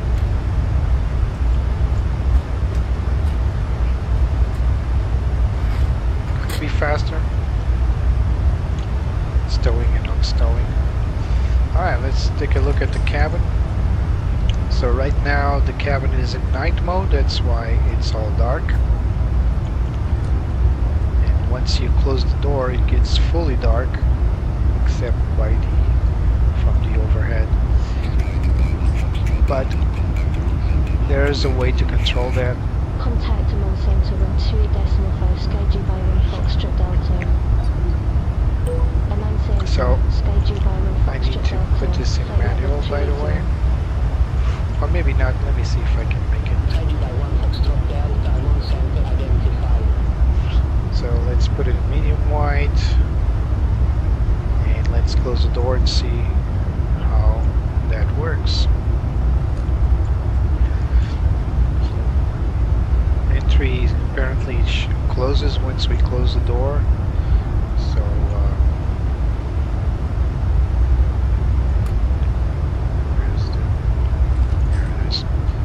apparently this light shuts down once we close the door, which is probably how the real-life aircraft does things, but I think this is because it's on automatic mode. So this is the boarding, deboarding plane. And we can set it up here, pretty bright. Then we got the sunset, sunrise, like a yellow tone to it, pretty cool. We got the cruise mode, pretty much white and blue, very standard. And then we got the night sleep mode, which should be the one that we were just watching. That's it. Cabin fully fully dark. We got the meal and beverage, so it's almost fully bright for the people to get their food. Then we got the white medium,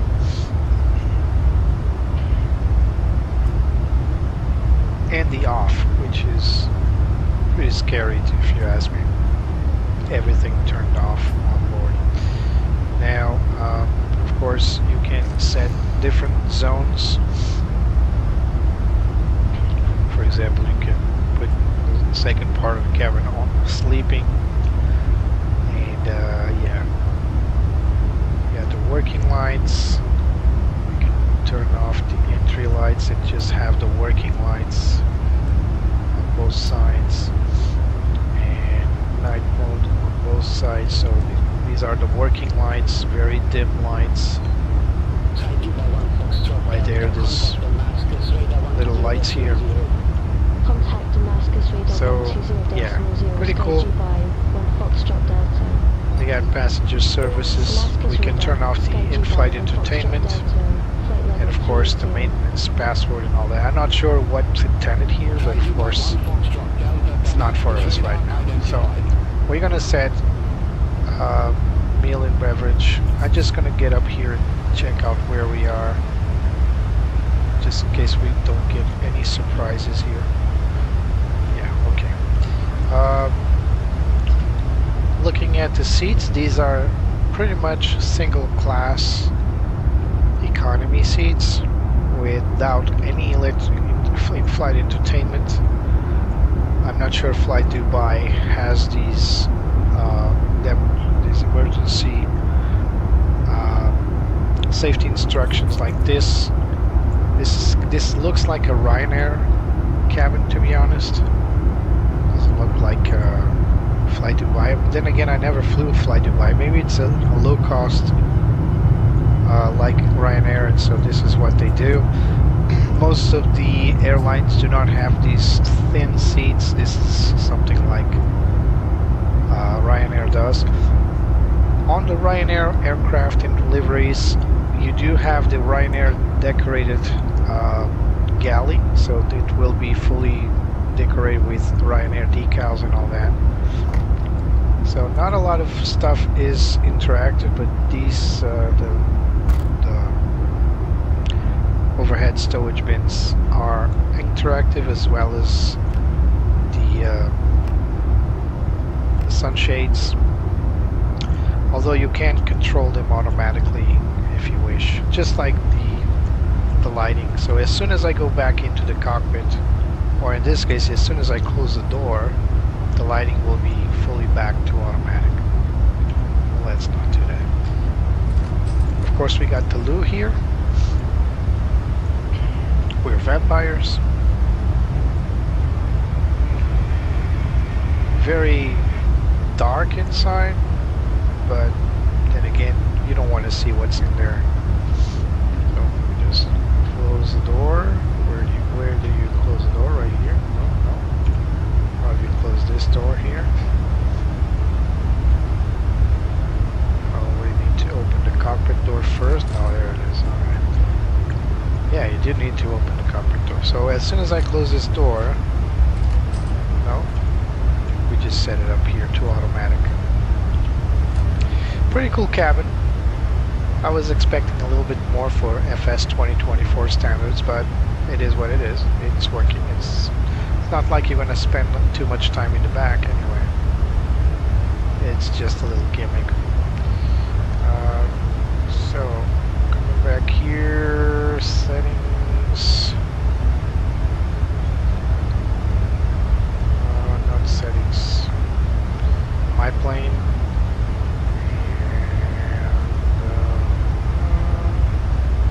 Miscellaneous probably. There it is. Cabin lights, manual or automatic. Same with the sun visors. So we're going to prep our flight for the destination. We still don't know where we're going to land exactly. I mean, we know where the airport is. I mean, what runway will we take? So according to our OFP, we are expecting to land on the runway 22, but it doesn't give us a star. So I'm not entirely sure why this happens, but I've seen this happening a lot to Larnaca. So I think that the idea is that we get radar vectors into runway 22. However, we do have approaches available for Larnaca, as you will see. So if we go here to the star, we do have one for runway 22, which is this one. So this one enables approaches to runway 22 via route air, but all of them goes to this holding point here. The idea is, I think, most of the times, the active runway will always be the opposite. So I think that the approach is always going to be available for, most of the times, for runway 04. So all stars are pointing to runway 04. This one points to a holding point to runway 04. Same with this one, direct to our nav approach to runway 04. This is not what we're going to get today. And then all these points are aiming me from coming. For example, we could take Emily, circle around and go to Remax and then make our approach. And of course this one is all for the approaches coming from the west. And most of the approaches come from the west, as you can see, all of them pointing to runway 04. This is the most standard one, loops or Cursa, Betit, all these are pretty standard ones for runway 04. But when it comes to runway 22, however, although we do have an approach ready for ILS Yankee, this one coming from the south, and we can use the ILS Yankee for the approach. Most of the times we're just going to get radar vectors. That's probably what's going to happen today. So if that happens, I'm going to just pin these for runway 22, sorry. And as you can see, they're all very different types of approaches, but I think this is the one we're going to get, Sobo's 1 Papa, because this one comes from pretty much closer, either that one or is that other one, the straight in direct to ILS approach. So either these two will do. Alright, so I pinned them all. The X-ray is also a good one, although we need to come out of the Larnaca VOR. That's not going to happen. We're going to get vectored in, and we're just going to use this information here for the ILS approach. So as for what's available for us, I think we're going to use the Sierra one. So let's just set up for our plane here. So straight in approach. The glide slope is a little steep, a little shallow, I mean, 2.75 degrees. Still much better than others that I've flown recently, but 2.75. Our decision height will be 210, so we can set that up right now. 210. 210. And this is barrel reference, of course. And for now, that's it. We are going to get, so we are reaching our top of descent here near Cedar, and we are going to get out of time compression. So we're going to Beirut right now. Contact Beirut radar 11.3 Sky Dubai 1 Foxtrot Delta. Beirut radar Sky Dubai 1 Foxtrot Delta, flight level 380.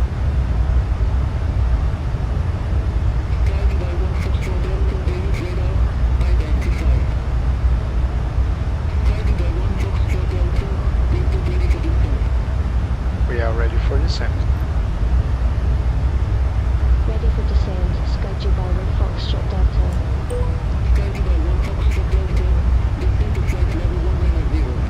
Descent to flight level 190, Sky Dubai 1 Foxtrot Delta. Let's go to 190.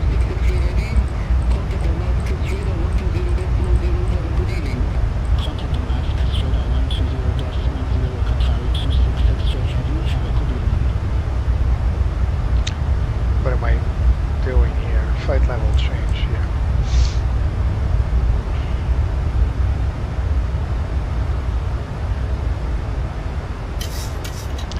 So now we're going to select our runway data for the approach. I'm going to select flaps 30, 146 knots. As for our airport altitude, it's 7 feet, so I'm just gonna set, we can't even set that. I was thinking, oh my god, I was thinking something like 10 feet, but it's not possible, so it's gonna set 0 feet for now. We still got runway data unavailable, which is weird, but yeah, it's in it.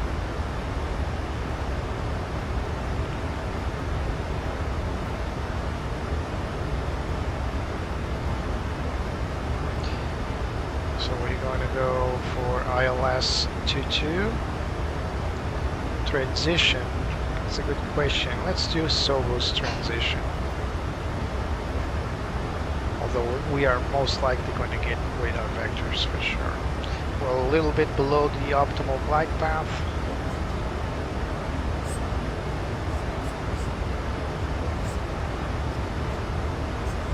If we want, we can just press VNAV and the plane will try to achieve that optimal descent.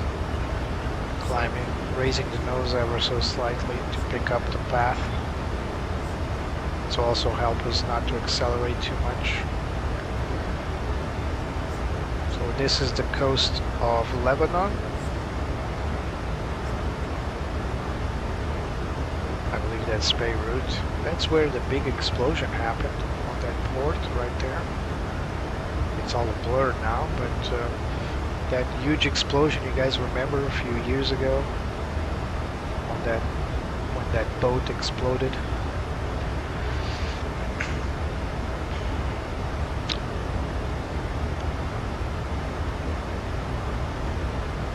That's the port of Beirut.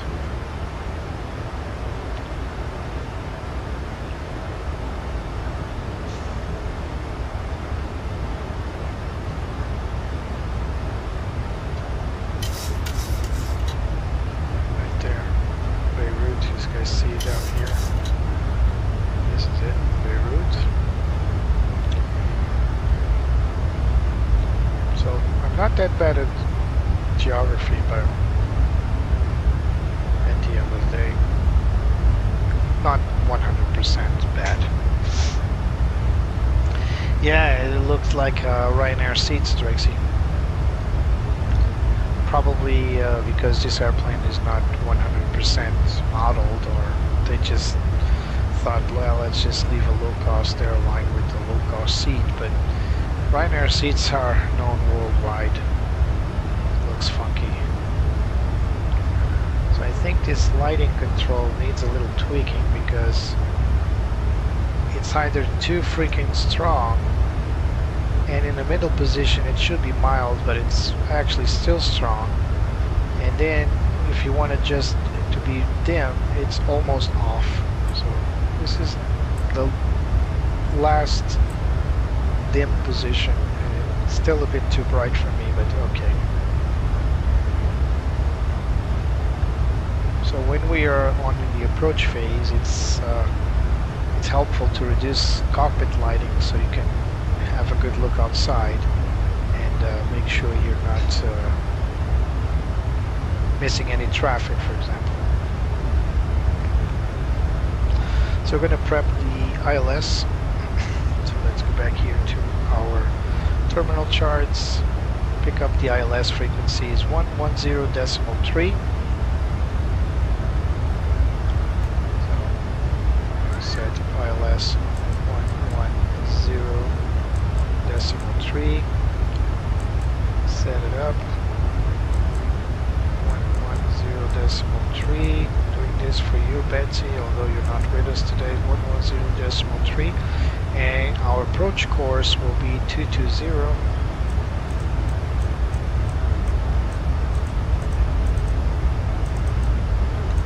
220, set on both sides.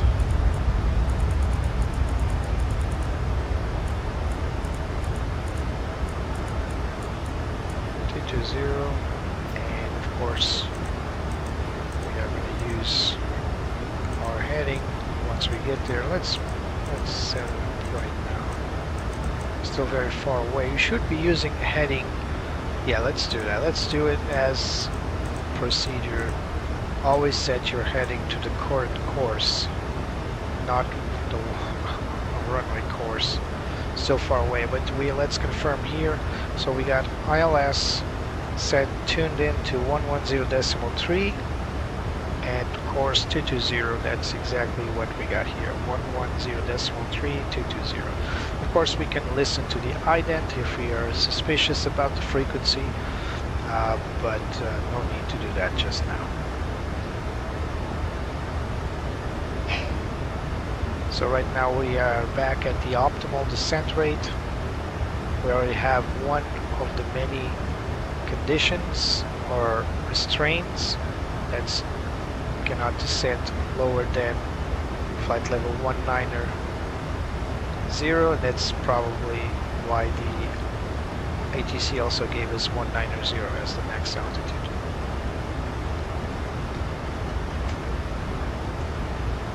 Yeah, Ryanair seats suck, man.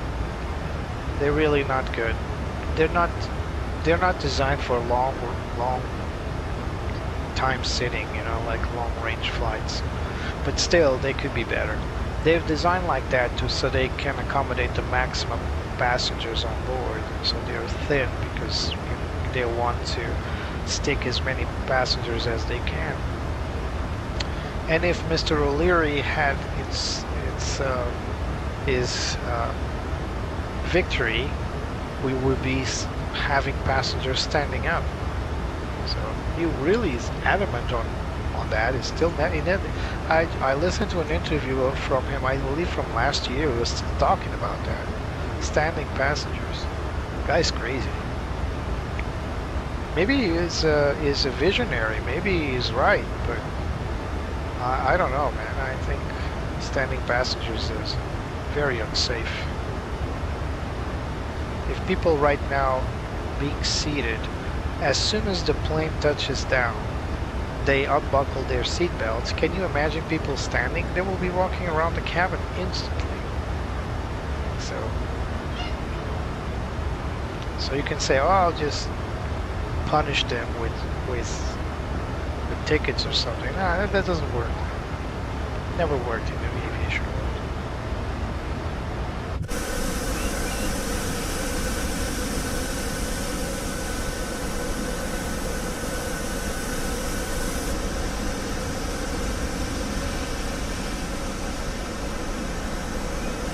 So that's Cyprus up ahead. We're getting close now.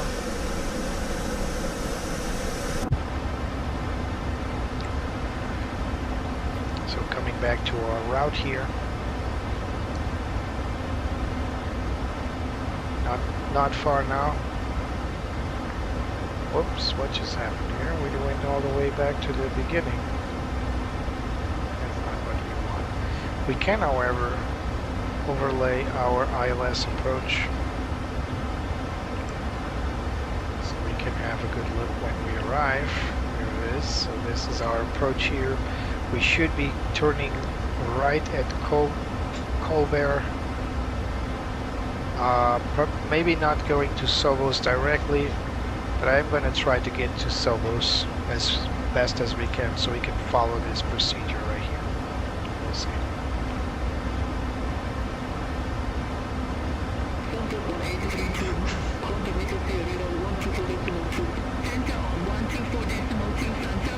So there's a discontinuity that's by design.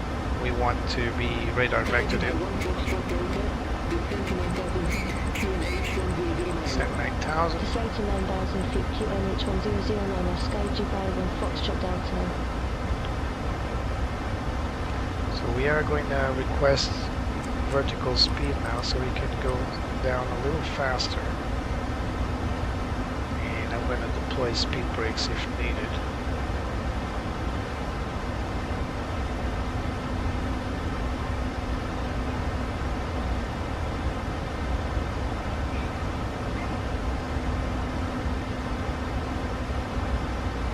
So we are going a little more below the glide path, or not the glide path, the descent path, the optimum descent path, because I want to get faster into my assigned altitude of 9,000.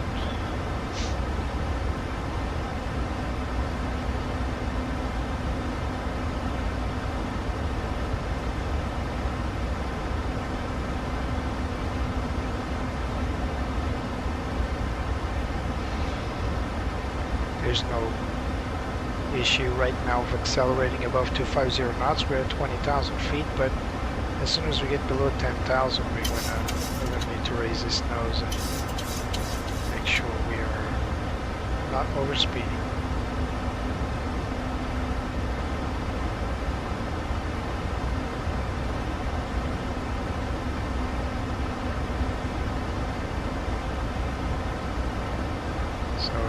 This is this continuity between Colbert and Sovos. We could fly direct to Sobos, but let's go to Nicosia radar. Contact Nicosia radar 124.2 Sky Dubai 1 Foxtrot Delta. Nicosia radar, Sky Dubai 1 Foxtrot Delta, passing flight level 189, descending to 9,000 feet.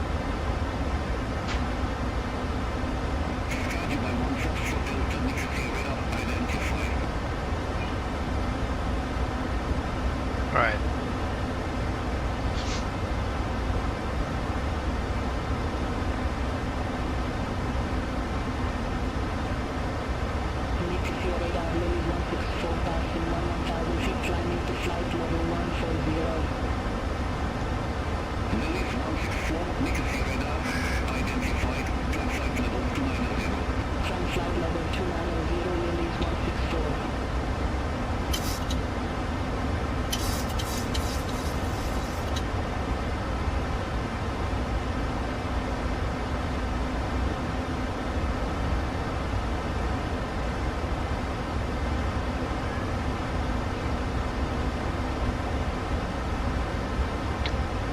I'm going to make a little test here.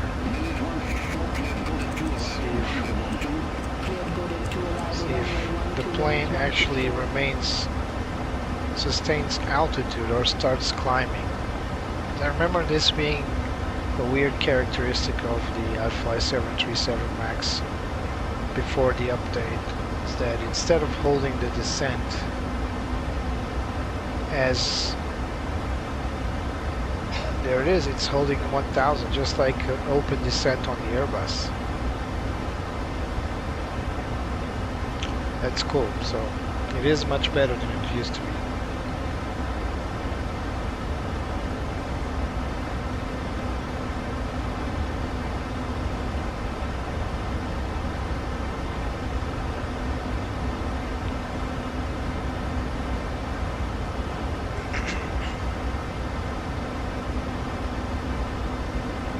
So we are flying in sim for 3 hours now. That's in sim. We got Cyprus in sight.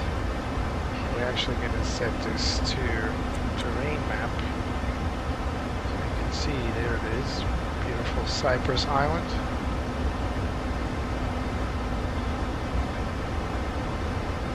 There are many beautiful islands in the Mediterranean. Cyprus is one of them. I also like Malta. It looks really cool.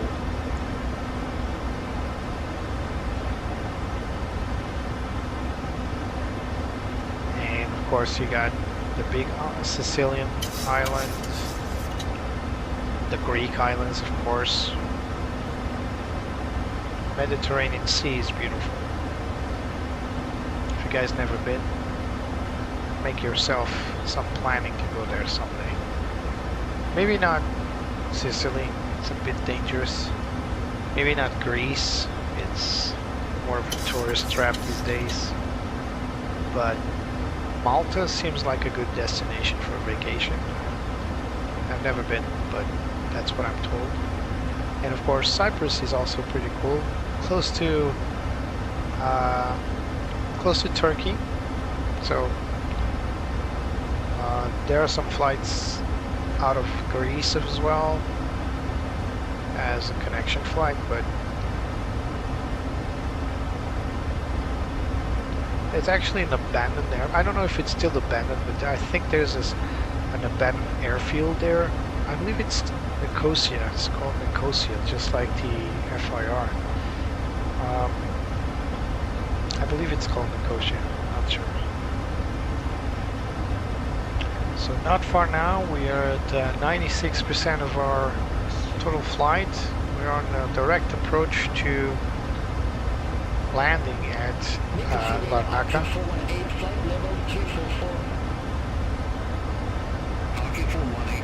Arkia, that's Israeli company, airline, Arkia.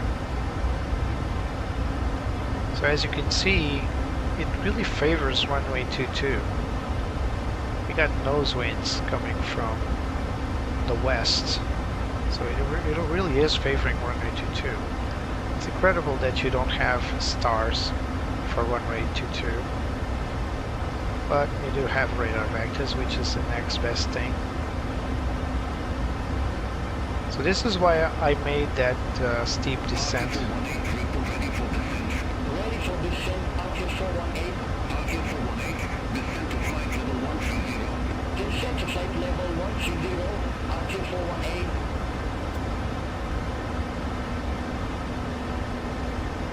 So this is why I made that steep descent earlier, so we could reach to our assigned flight altitude faster, just in case we get radar vectors way above, and then we need to like make a rocket descent to keep up. So we are going to get to 6,000 feet or 9,000 feet, sorry, before we reach Cover, which is our final waypoint on our flight plan. Then it should be a star, or in this case, radar vectors. But we're still not given the approach, so we're not sure. We'll see. There's Cyprus Island. Let's zoom in a little bit.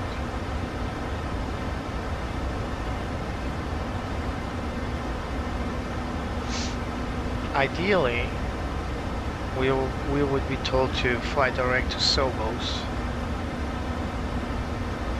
but we never know what's beyond ATC. And that's assuming we got the ILS Yankee.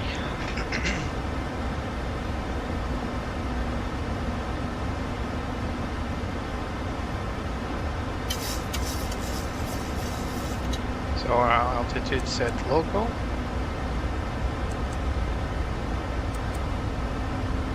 Which is, I completely forgot, 1008. So to increase this slightly. 1008 set and cross-checked. Let's do the same for our standby altitude.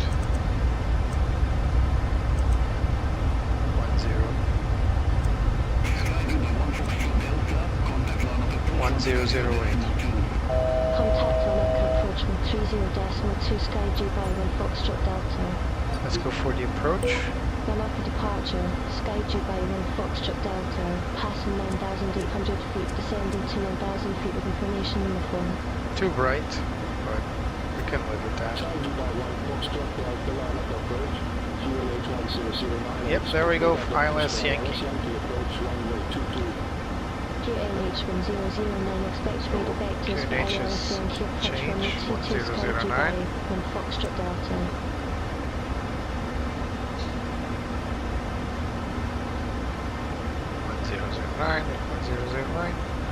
And cross check. So NTI is not required. Landing altitude set, it's 11 feet. Much. Approach briefing complete. Altimeter set local. QNH 1009 set and cross-checked. Landing lights are on and seatbelt signs are on below 10,000 feet. Charlie by 1 Foxtrot Delta, turn right heading 325 descent to 7,000 feet. Vectors for the approach. Expect further clearance in about 19 miles. Turn right, heading 325 descend to 7,000 feet, Sky Dubai 1 Foxtrot Delta. 7,000. We got a discontinuity as expected. Let's get the flight level change and let's reduce our speed to below flaps up indication.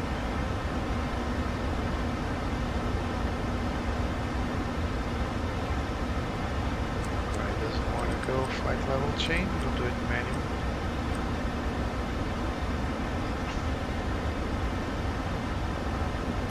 So we should be at Sobos at 4,000 feet. So we need to go down a little faster than that.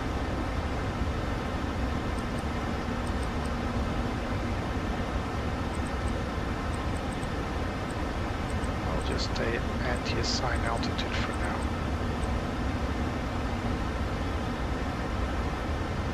FlyDubai 1 Foxtrot Delta, turn right heading 340. Turn right heading 340, Sky Dubai 1 Foxtrot Delta. So it's trying to get us to Sovos. Hopefully.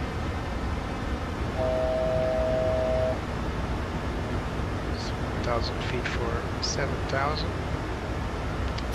Start on track IR.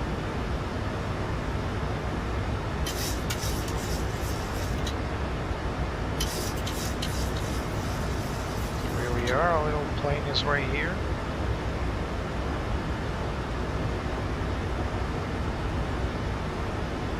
Too much zoom.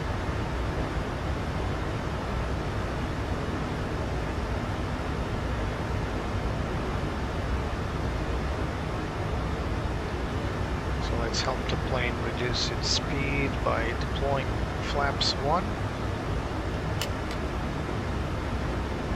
Check flaps 1. And let's get our speed bug to it.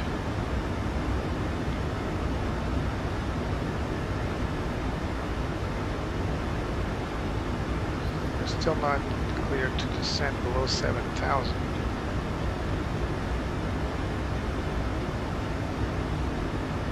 Let's see what they do with us.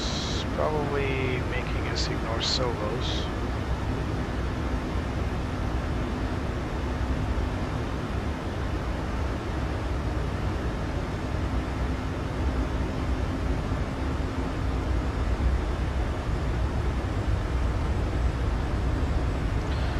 Let's prep our approach.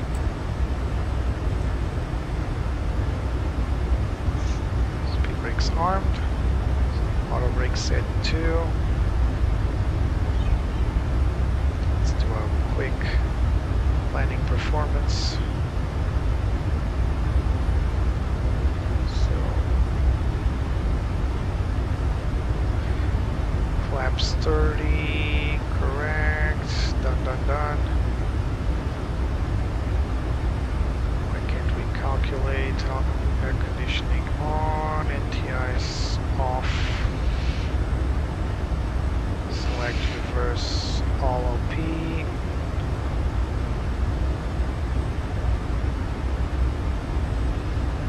done, and runway is try, calculate, why is it failing? Why is this thing doing this? Why is it failing? FlyDubai 1 Foxtrot Delta, descend to 6,000 feet. Descend to 6,000 feet, Sky Dubai 1 Foxtrot Delta. Alright, there we go. 2,000 feet.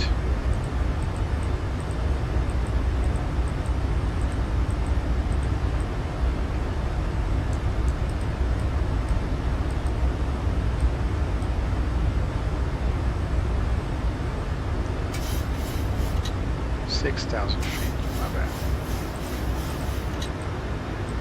FlyDubai 1 Foxtrot Delta, descend to 5,000 feet. Descend to 5,000 feet, Sky Dubai 1 Foxtrot Delta. FlyDubai 1 Foxtrot Delta, turn left heading 315. Turn left, heading 315, Sky Dubai 1 Foxtrot Delta.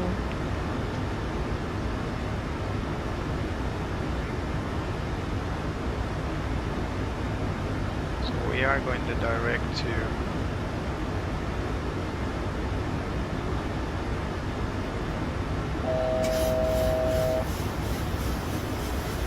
LSK 501, much better than that. LSK 501. Ready to execute once they tell us so. FlyDubai 1 Foxtrot Delta, descend to 4,300 feet.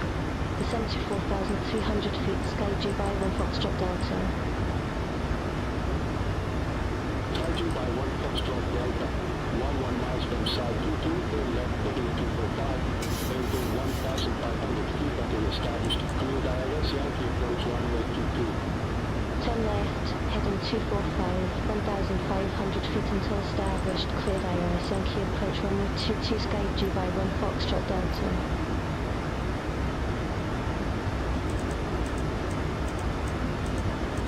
There we go.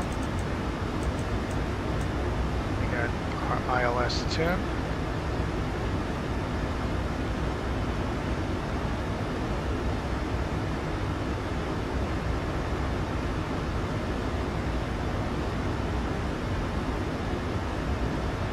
There's a runway.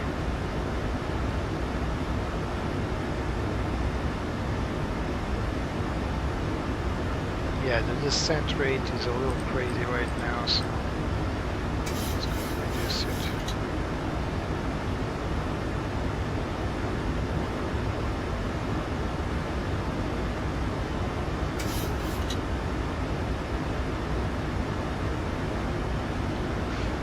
We got localizer and glide slope info. We can press approach. We're going to intercept our glide path from below.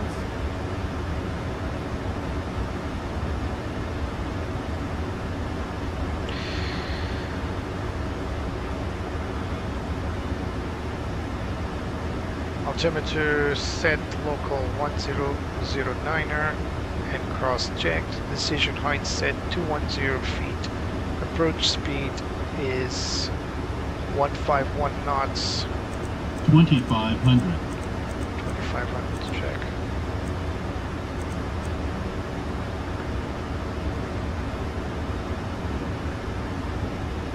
Auto brake set 2. Speed brake is armed.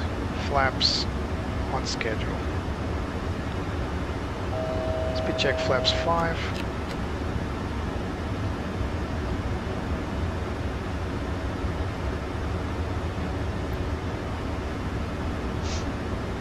Not established yet, so let's not lie.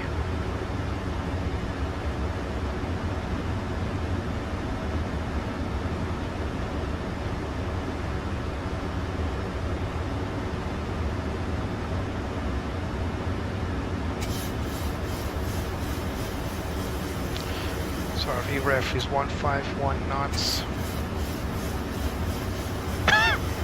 Sorry. We are on the approach as we should.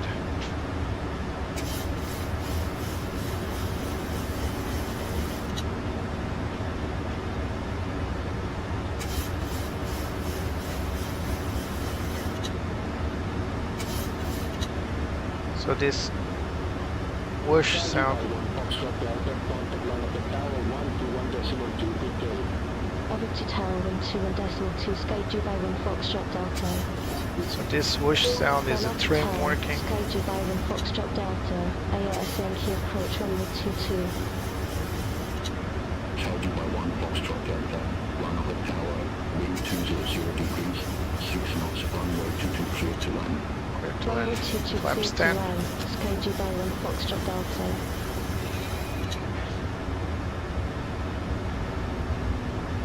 Flaps 15. Oops, not flaps 15. Before that we need the gear down. Lane's always right.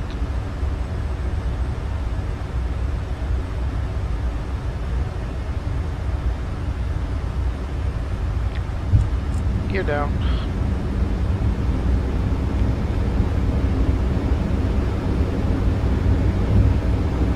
Landing checklist. Go around altitude. Set 2,500.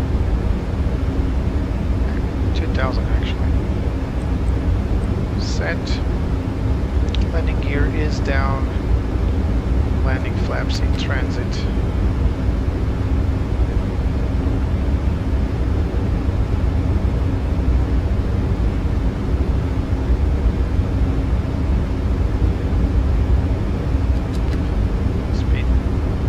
Flaps 25. Speed check flaps 30. And we are established, just not on the approach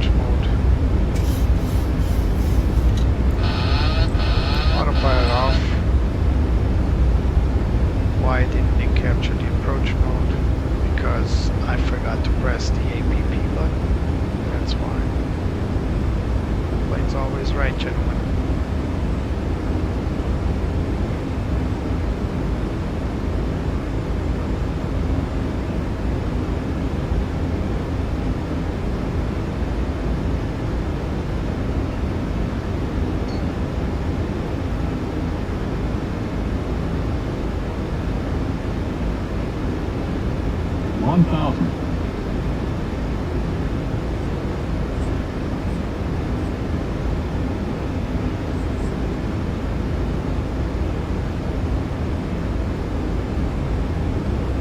Let's try the APP mode now. Approaching 2-2.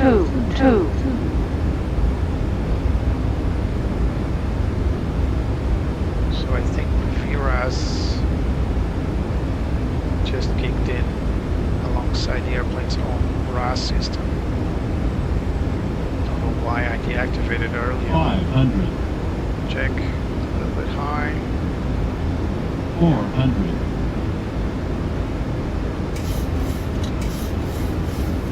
300. Approaching minimums. 200. Minimums. Continue.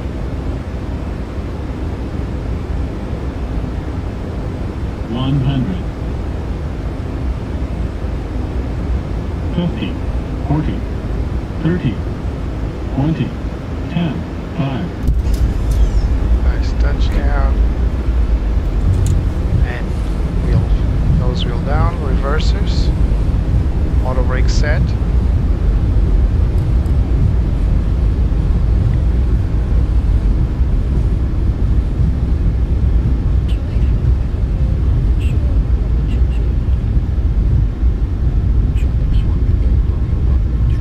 Reverse off, idle. Exiting via the high-speed exit. Exit rate of Golf, Sky Auto Dubai, brake off. Foxtrot Delta. Flaps up. Speed brakes in.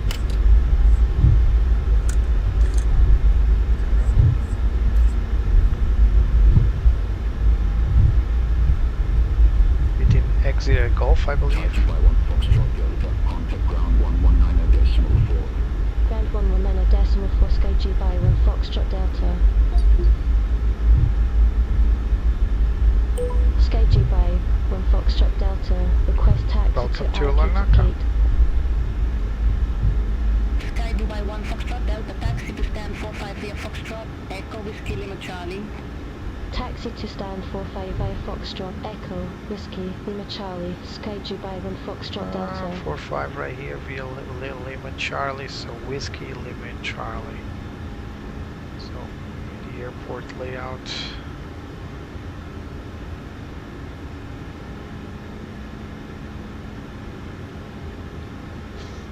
So we need to go through Whiskey, then Lima Charlie. Right there. So gate 45, let's go. Start our APU.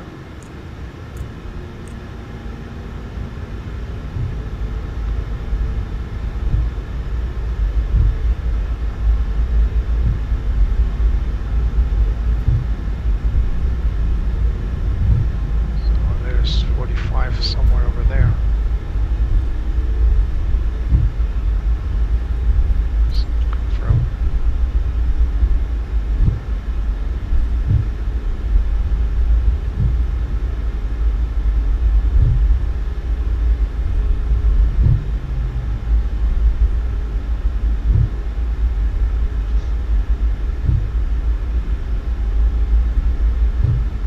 $47, $46.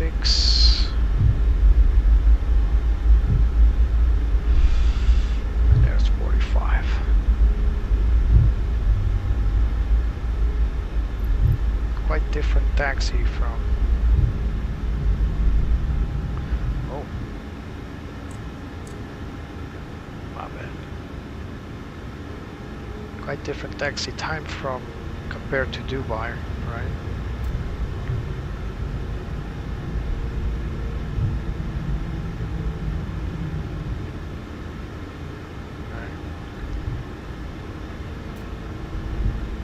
737-8 MAX as briefed.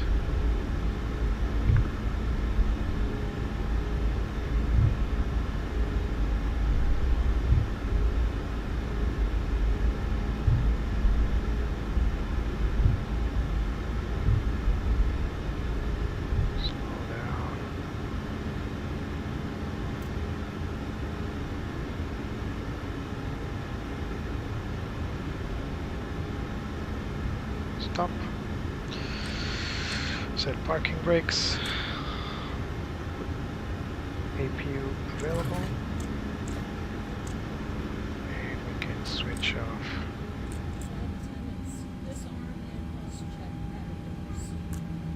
Right. Let's get ready to deboard. Deboarding requested. Here comes the gate. Jetway, I mean.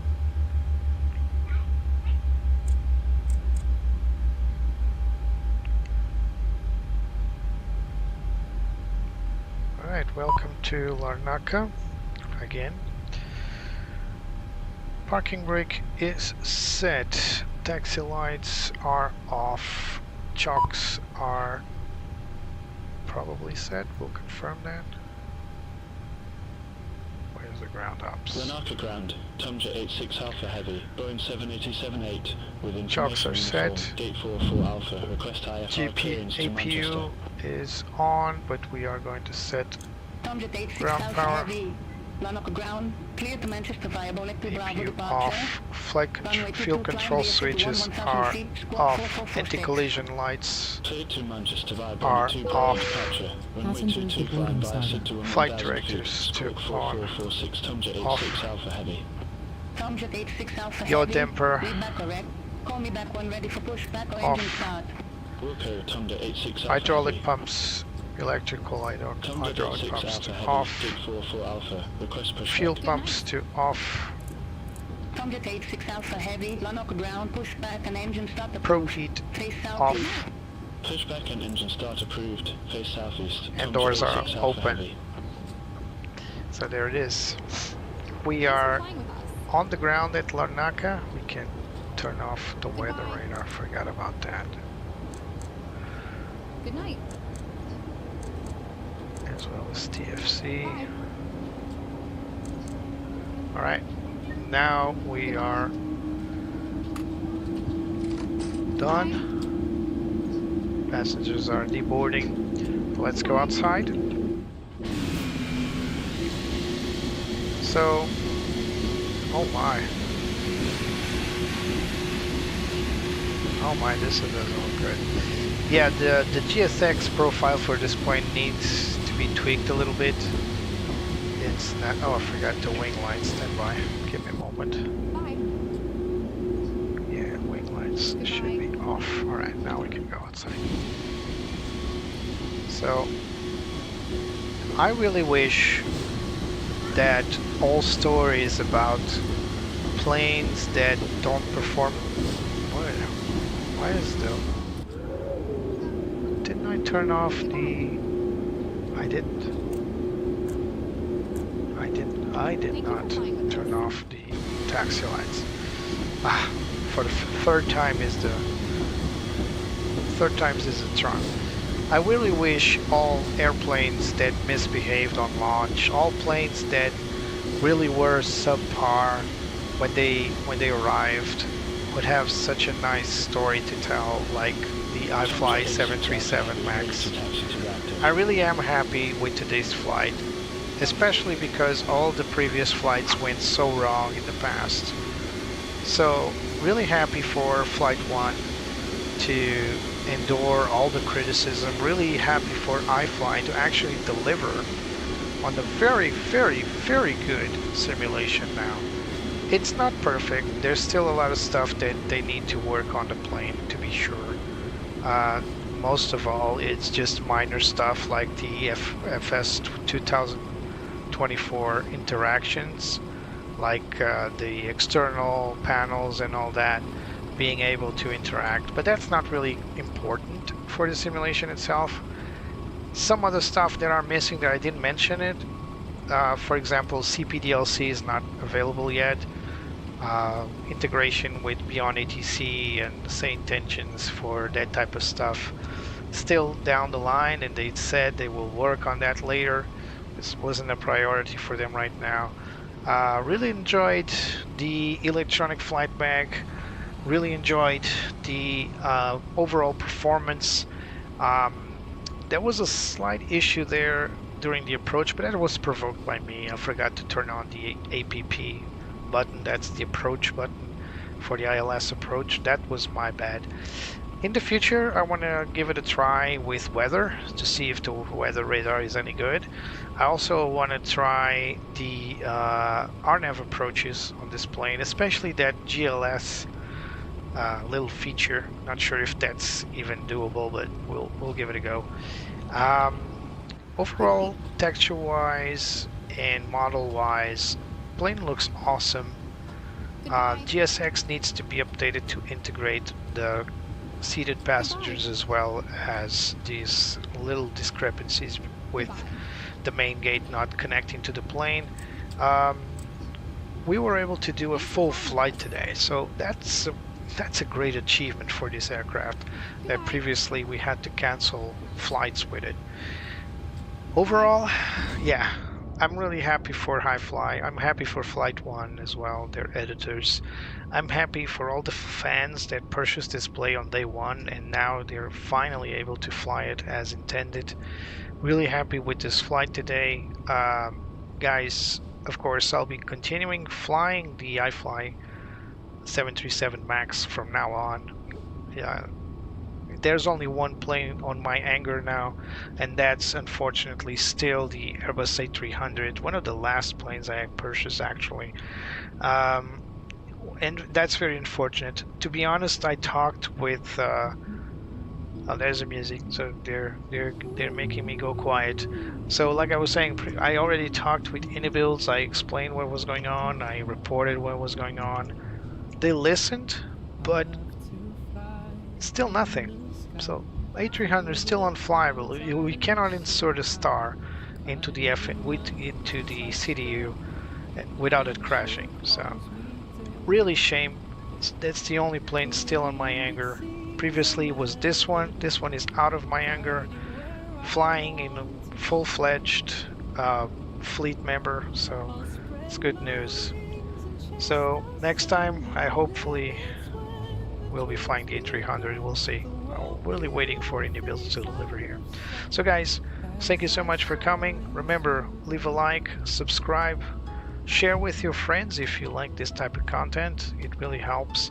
And also, there's a Buy Me Coffee in the link in the description if you'd like to donate. All money donated will be, of course, reinvested in new add-ons, new sceneries for your enjoyment.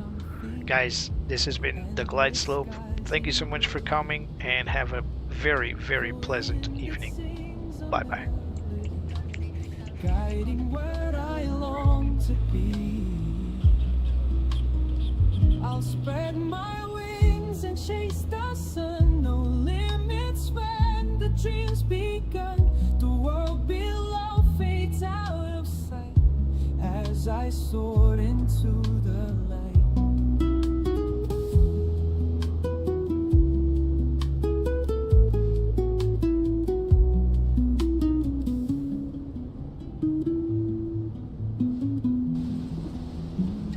I'll spread my wings and chase the sun. No limits when the drums beat. The world below fades out of sight as I soar into